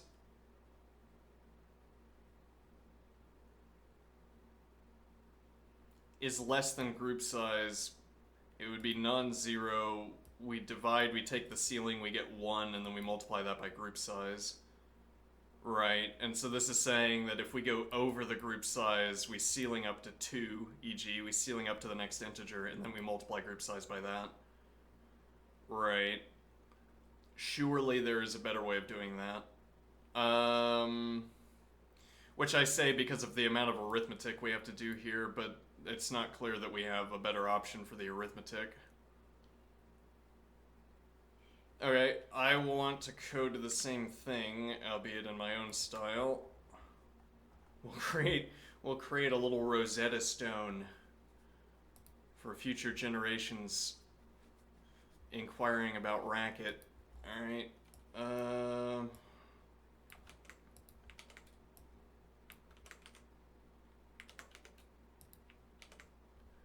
have... No, we already have that. Alright. So, list cycle function. We assume that this is already sorted. Alright, so answers list.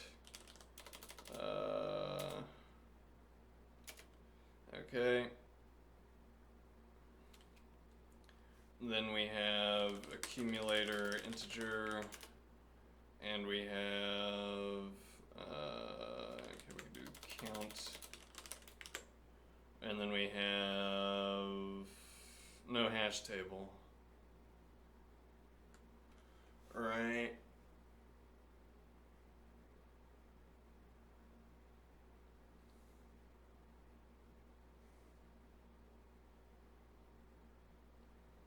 Well, we have previous answer.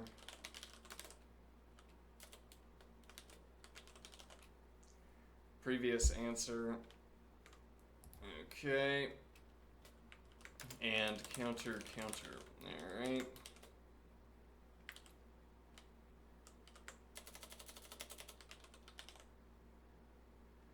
Answer counter. So we have a dope. Because we sorted. So we only have to ask the termination question whenever we encounter a number that is different from the preceding number. Alright, so equals car answers list previous answer. Then list cycle function with CDR answers list previous answer, add one answer counter and accumulator count. Okay. Equals car answers list 1001.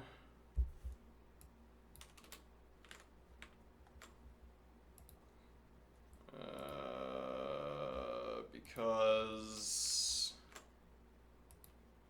yeah, okay. Equals car answers list 1001.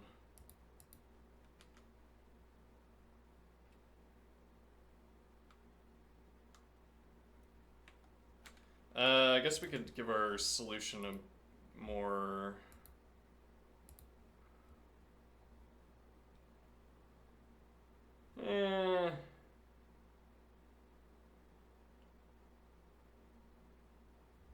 I'll say interesting fallback.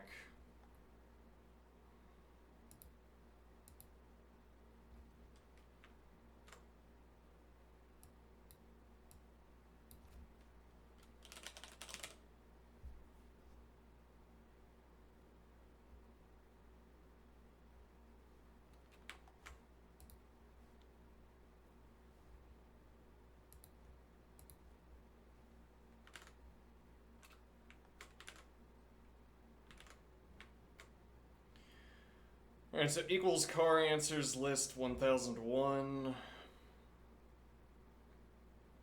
Then accumulator, no. Then we have to do the final step. So less than car answers 1001. Well, actually, we have to do follow-up step regardless. Yeah, and here...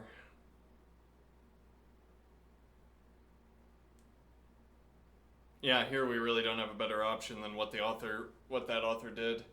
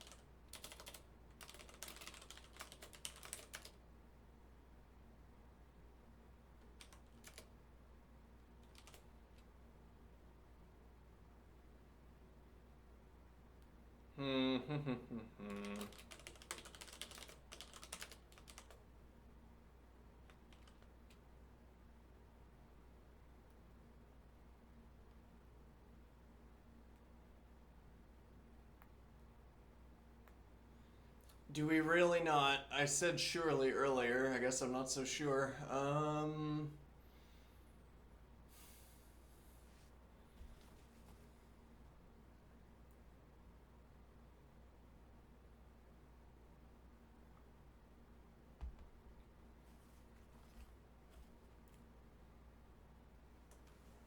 Hmm.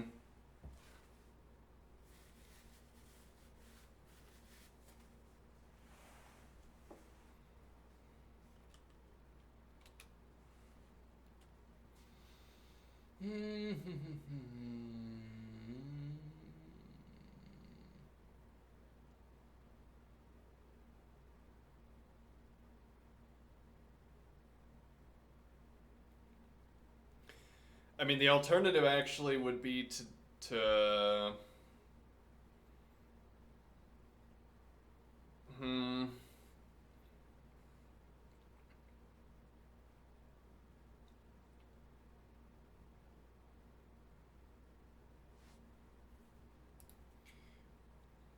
Yeah, okay, we could do this in two different ways. The slight deviation. So star ceiling of divide answer counter by by previous answer by previous answer.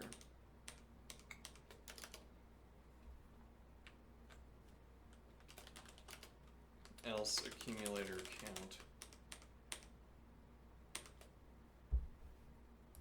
Alright, and now the slight deviation we can do here. Oh, right.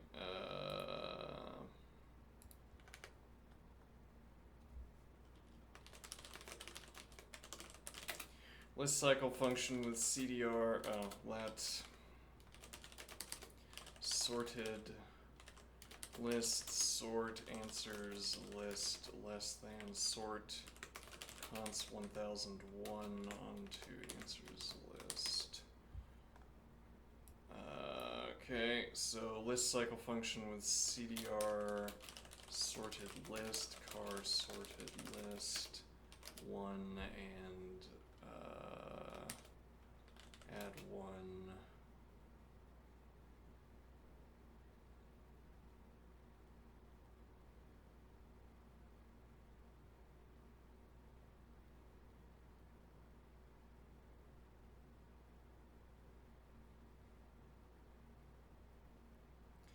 Yeah, there's something up here where we're not going to get the right answer because we're not adding the 1. We're not accounting for the curious indexing to 0 that the rabbits are doing and giving their answers.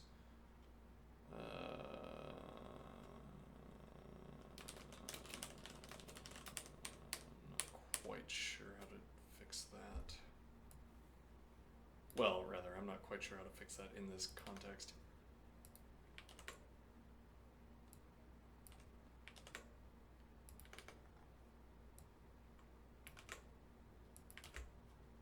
So in this case, if I give list 0, 0, 0,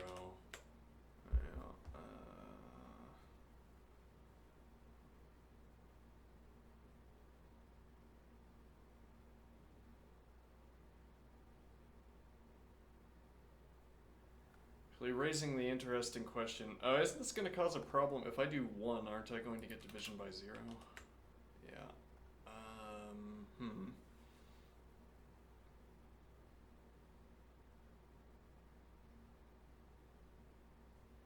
Wait, how does this answer that problem? Okay, this is a bad emoji. Get that out of there. Going around tone policing people's emojis. Yeah, well. Let's see. Said going around tone policing people's emojis, and I said, well, you know, one day it won't be tone policing. Let's see. Okay, sure. Let's see.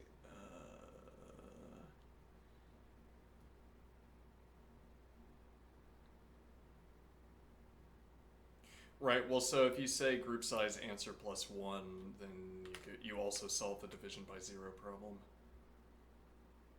Yeah. The problem with this, we have to perform so much arithmetic, so much additional arithmetic. I might just want to map add 1.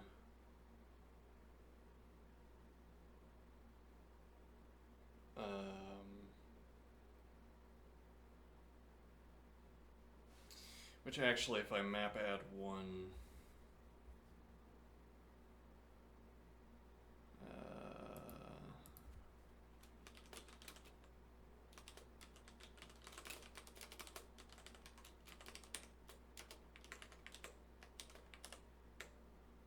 Five?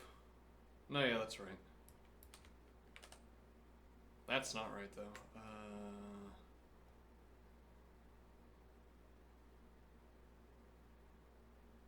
Alright.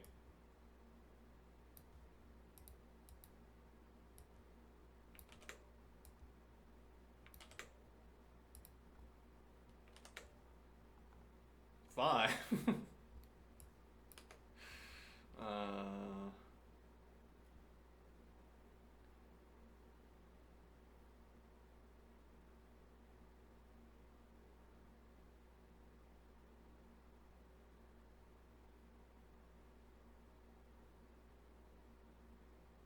Well, so we've done the mapping, right?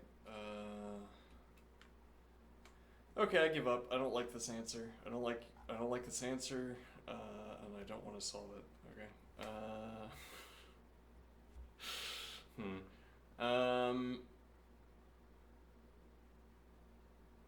We had another idea, didn't we?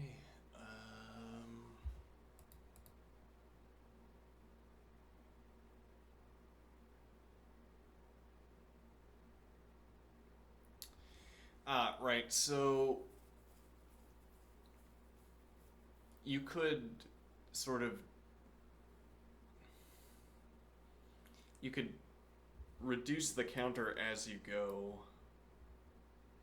if you asked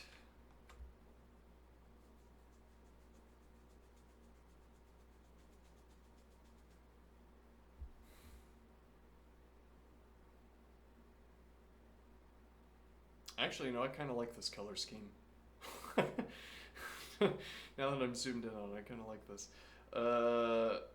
You could clear the answer counter as you go by posing an if clause here.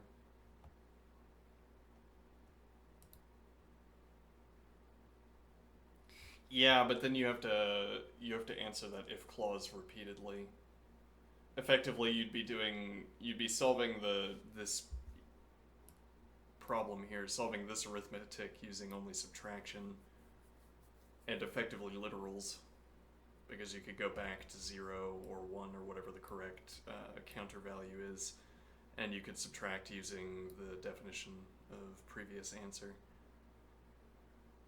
But you'd have to ask that if question every time you had the same number.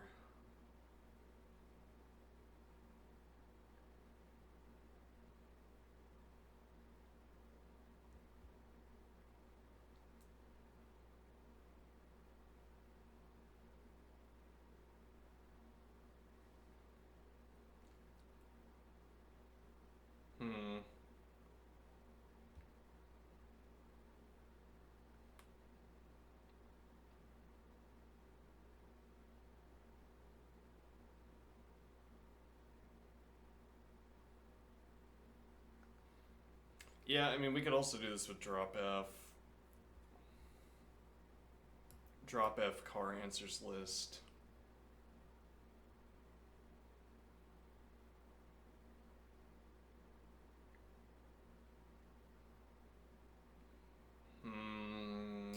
Losing our opportunity to dope. I feel like we need to take advantage of that.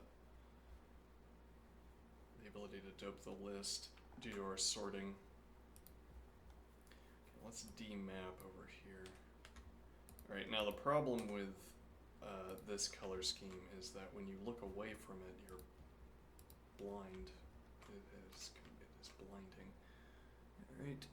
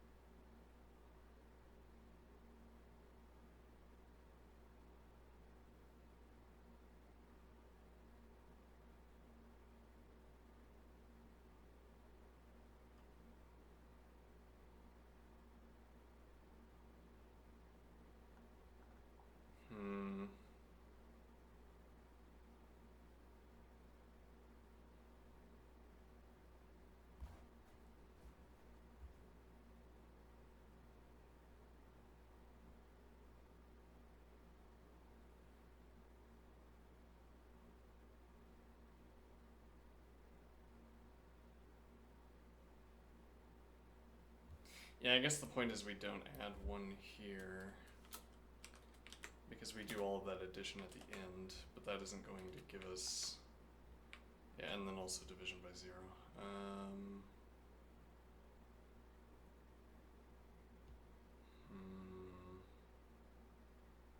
Okay, but we can also do...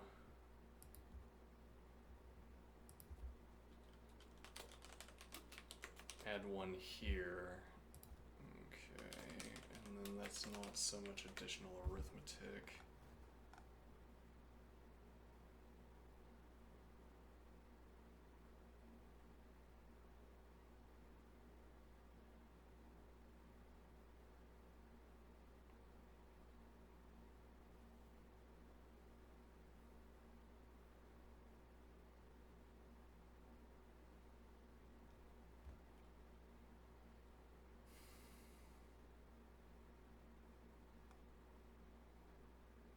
Why is that?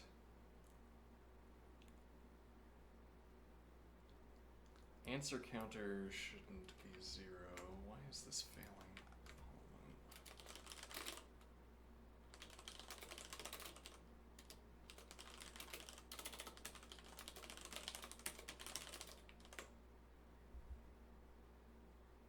Okay. So we get to the end.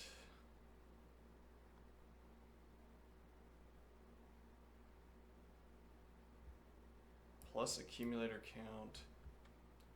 Oh, this also has to be add 1.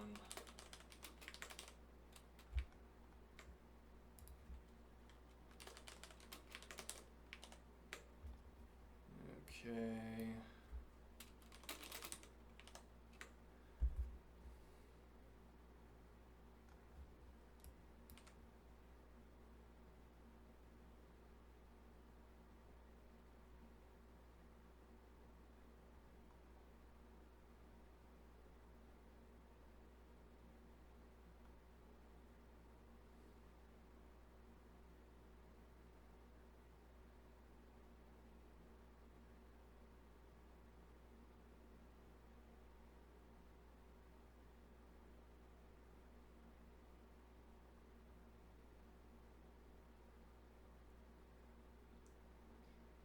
Yeah, so again, we can test these answers using list generator.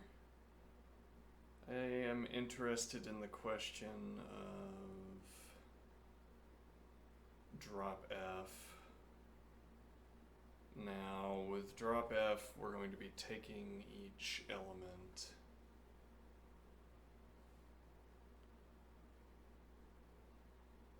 Let me think here. We take each element off the front, then we count, and then we drop. Yeah, but the thing is, counting and then dropping is so horrible. There needs to be some kind of, yeah, well, you'd have to, if you wanted the advantage of C, someone would have to hand code it. There's not going to be, well, so I suppose, so I imagine at the moment, there's not going to be a generative method for, not to say composing functions, because we're not talking about composition, but rather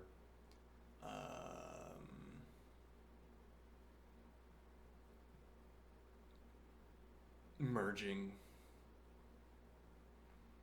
while I am looking at the elements, while I am looking at each element to count it. Well, rather, while I am cycling through the list in order to count the number of elements, I also want to be cycling through the list to drop them. Though the more intuitive way of saying that is, while I am cycling through the list to drop all of the same elements in a row, the sequence of the sequence of self-identical. While I am cycling through the list to drop all of the elements that are the same in a row, I want to be counting them, which is not an opportunity given to me by these C functions. And then the fact that a function that performs that, as it were, that correctly counts while cycling. My function that correctly counts while cycling through the list is slower than doing both C functions in a row, which is annoying. Don't like it.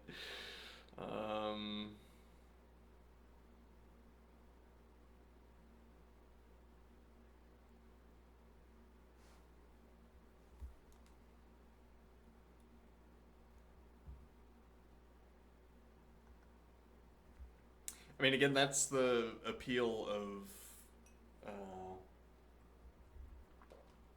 to me anyway, of using a language like C or Rust or maybe Go, I don't know, where it's not going to be faster in C to cycle through once and then cycle through again.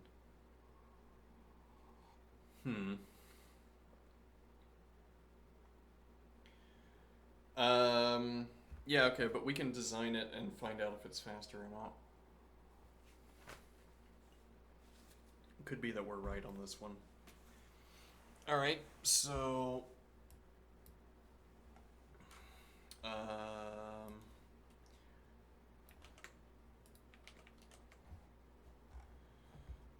okay, so num rabbits answers list cycle.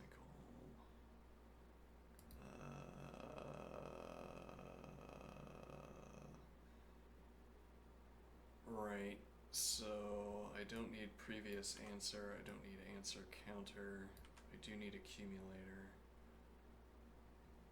We need sorted list, it's not clear yet that we can do anything with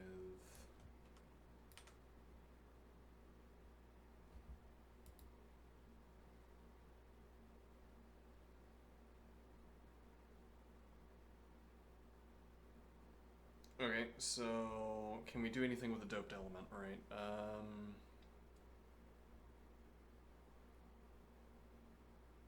No.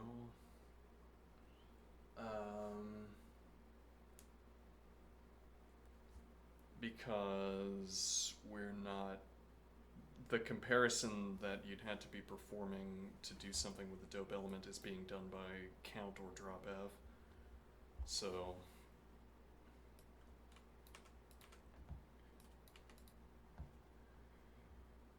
okay, then let's see, so we'll ask null answers list, then return accumulator count. Okay.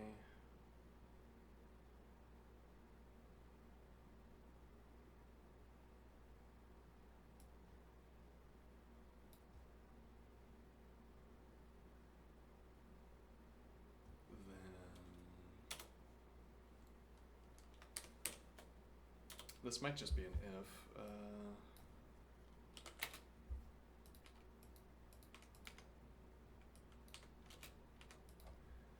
Let's see. Otherwise, this cycle function with drop F answers, rather, lambda x equals x car answers list.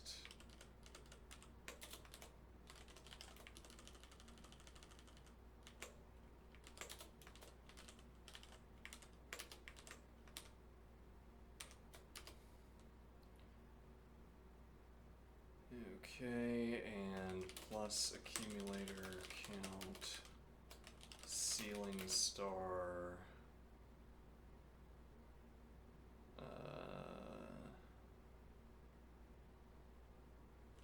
star ceiling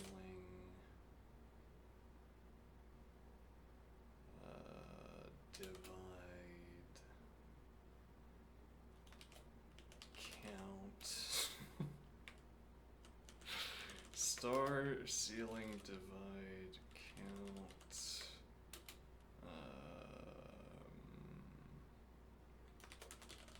lambda answer equals answer car answers list. to answers list, car answers, and this is add one.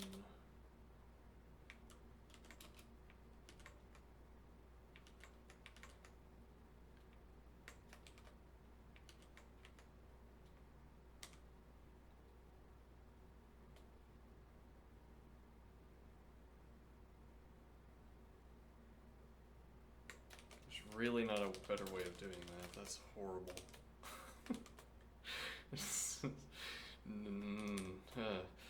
Anyway, let's see. That should not be one. That should be here. Oh, drop F. Answers list. Okay.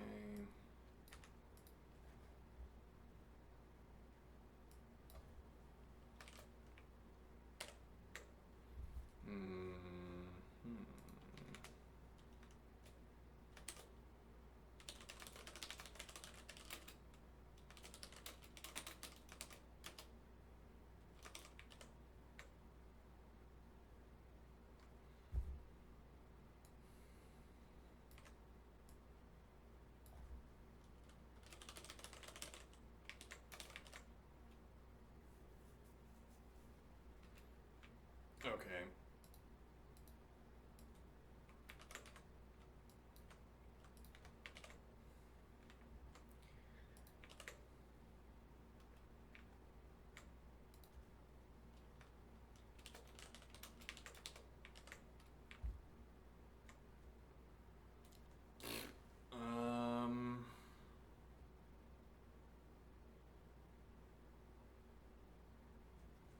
Yeah, I can't remember what the...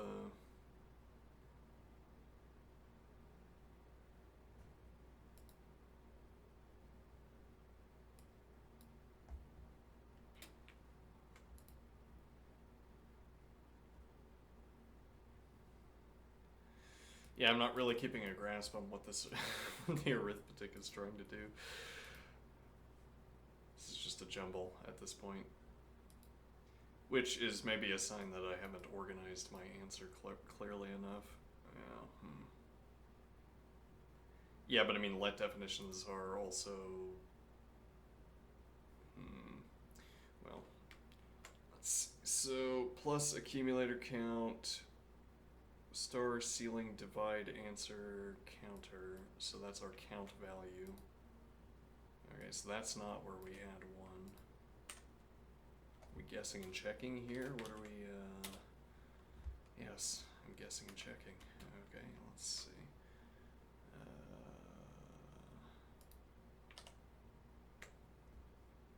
Which curiously didn't change the answer. Add one previous answer.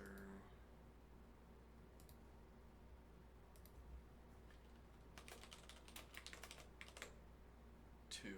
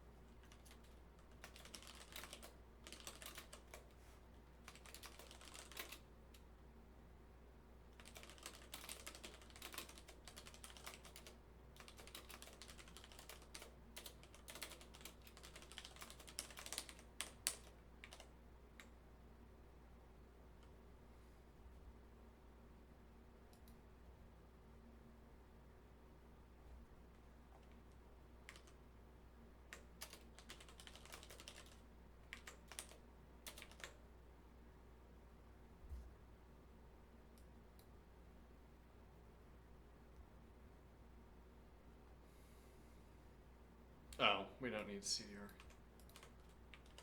There we go.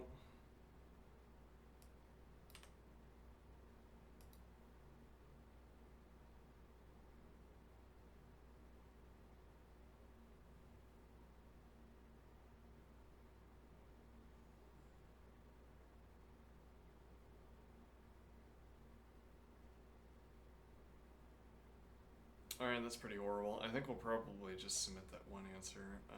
List generator. How do we use list generator for this?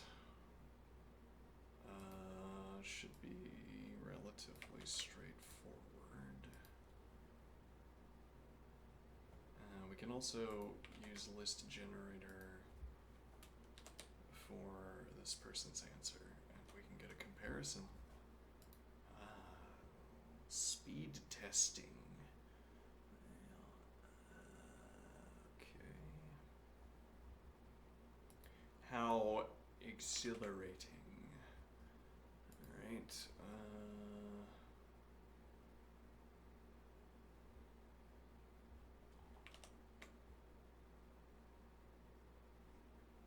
Alright, this is my less proud answer. Let's exit out of that. Exit out of that.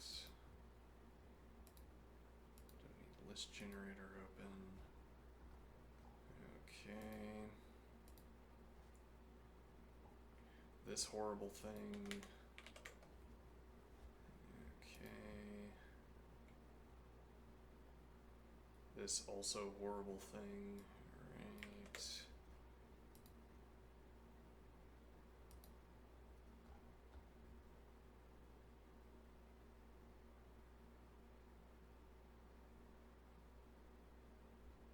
Is that the same as something else?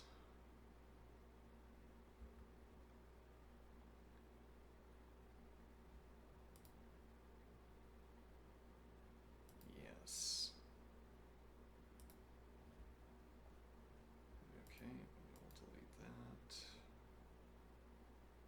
It's the same answer except with the function call and with the correction. Okay. Now, so the idea is that answers is 1 to 1000, so let's alter. Yeah, we could have done that prior to copying. True, could have. Let's see, here, and here. Alright. And then we're similarly going to have to copy Rabbit's answers. Okay. Time A. Okay, and that's the same for all of them.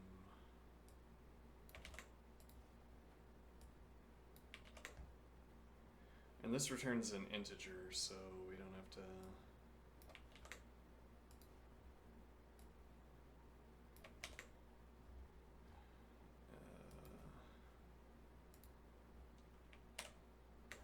scramble to cancel. 12. This is a scant 100,000. No, we need million. Please, million. Okay. 125, 156, 187, 203. Oh no, and that's one of mine.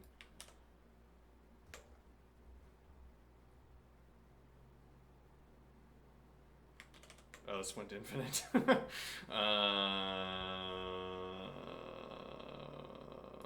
Why did it go infinite? Uh-oh.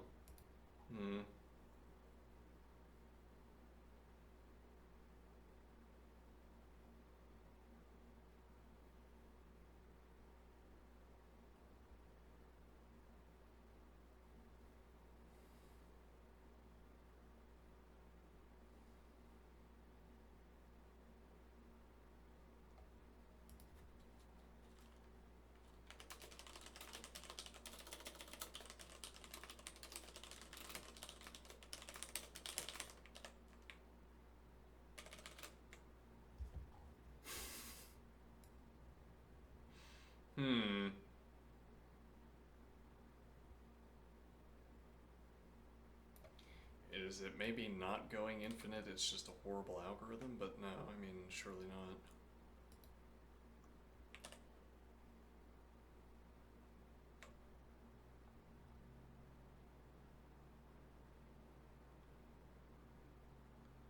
Well, it's definitely getting a different answer, so... Actually, yeah, these are all supposed to get the same answer, so... And they all do, except for this one. Okay, well, we'll scrap that one for now, I guess. So what time is it? Alright, so my answer, naturally, the best over here. Actually, this ends up being disappointingly faster than my clever hash answer. But okay, both of these are faster than the opponent's answer. Actually, all of mine are faster than the opponent's answer, except for this one, which is completely broken. 3 out of 4, not bad. This one, I'm sad, I'm disappointed that this didn't work, but it's interesting that we didn't have to sort to get the fastest answer.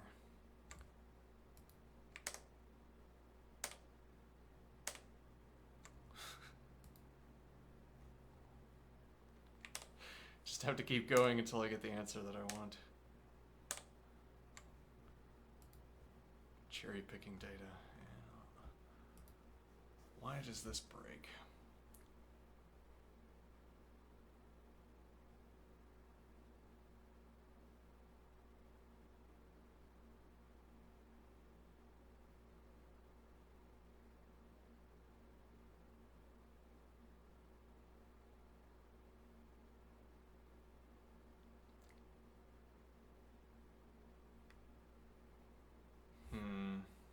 Unclear. Alright, I will exercise.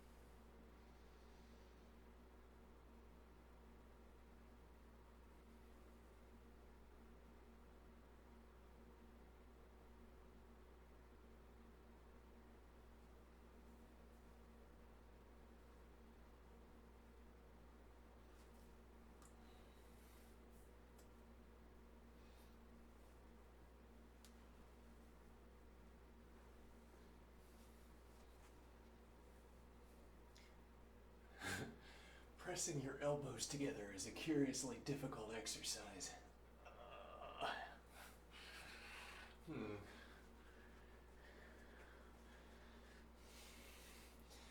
Yeah, I mean, I'm exploring here this question of incorporating more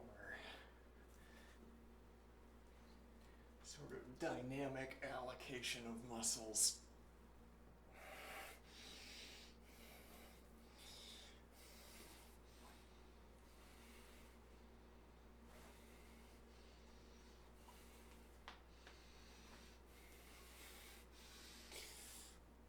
That is rapidly exhausting.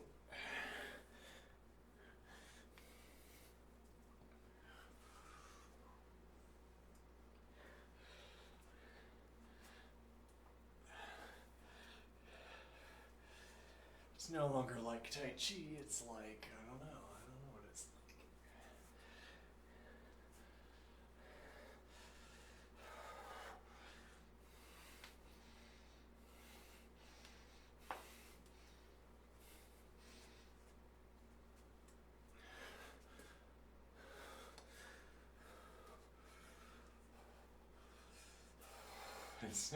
It's inelegant, yeah.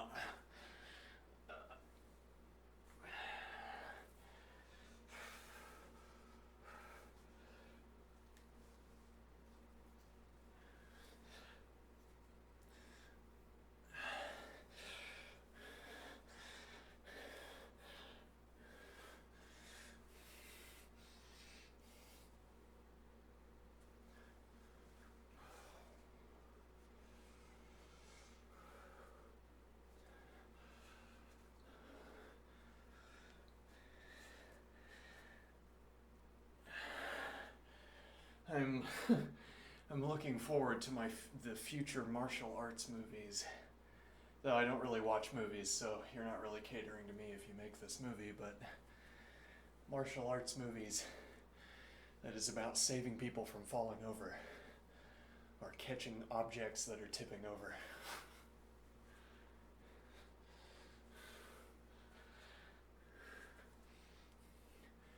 There's one fight and it turns into a dance where everybody laughs, including the person who started the fight.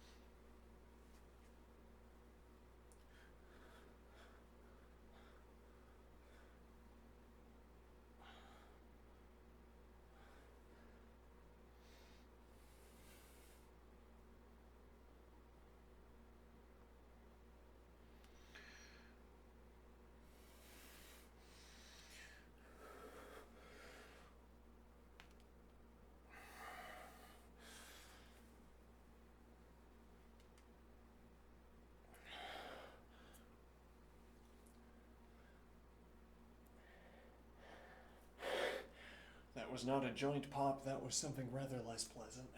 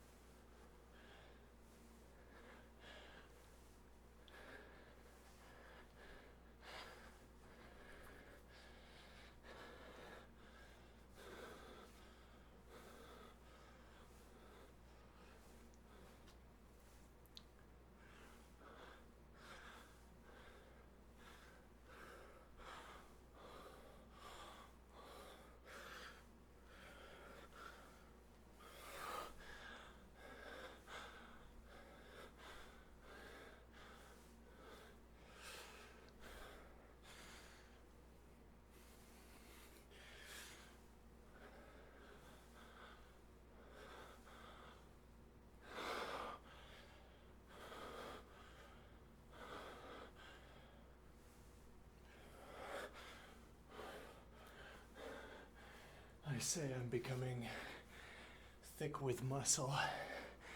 I should say thicker.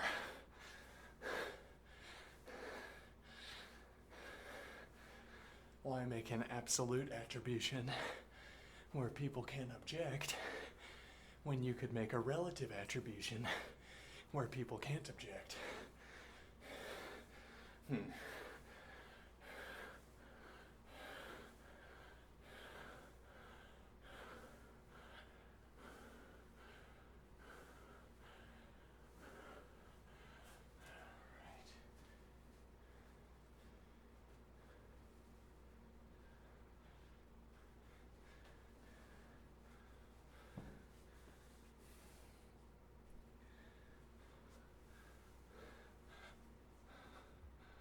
Abs. Mostly to take a load off of upper body and legs. Okay.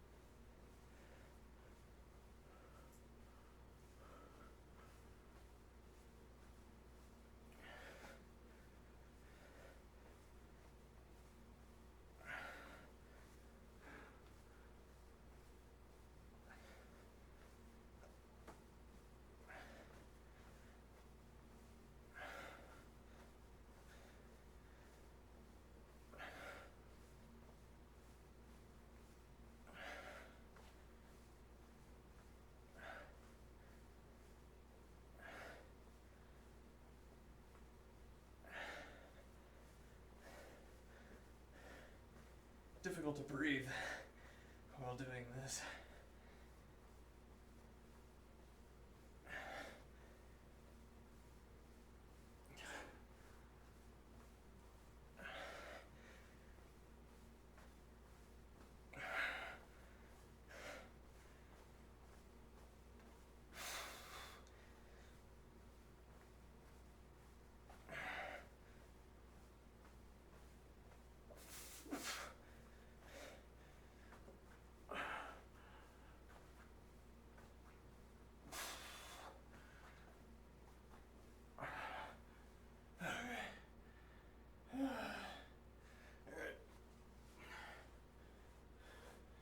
Now, I will take lunch, and then I will return.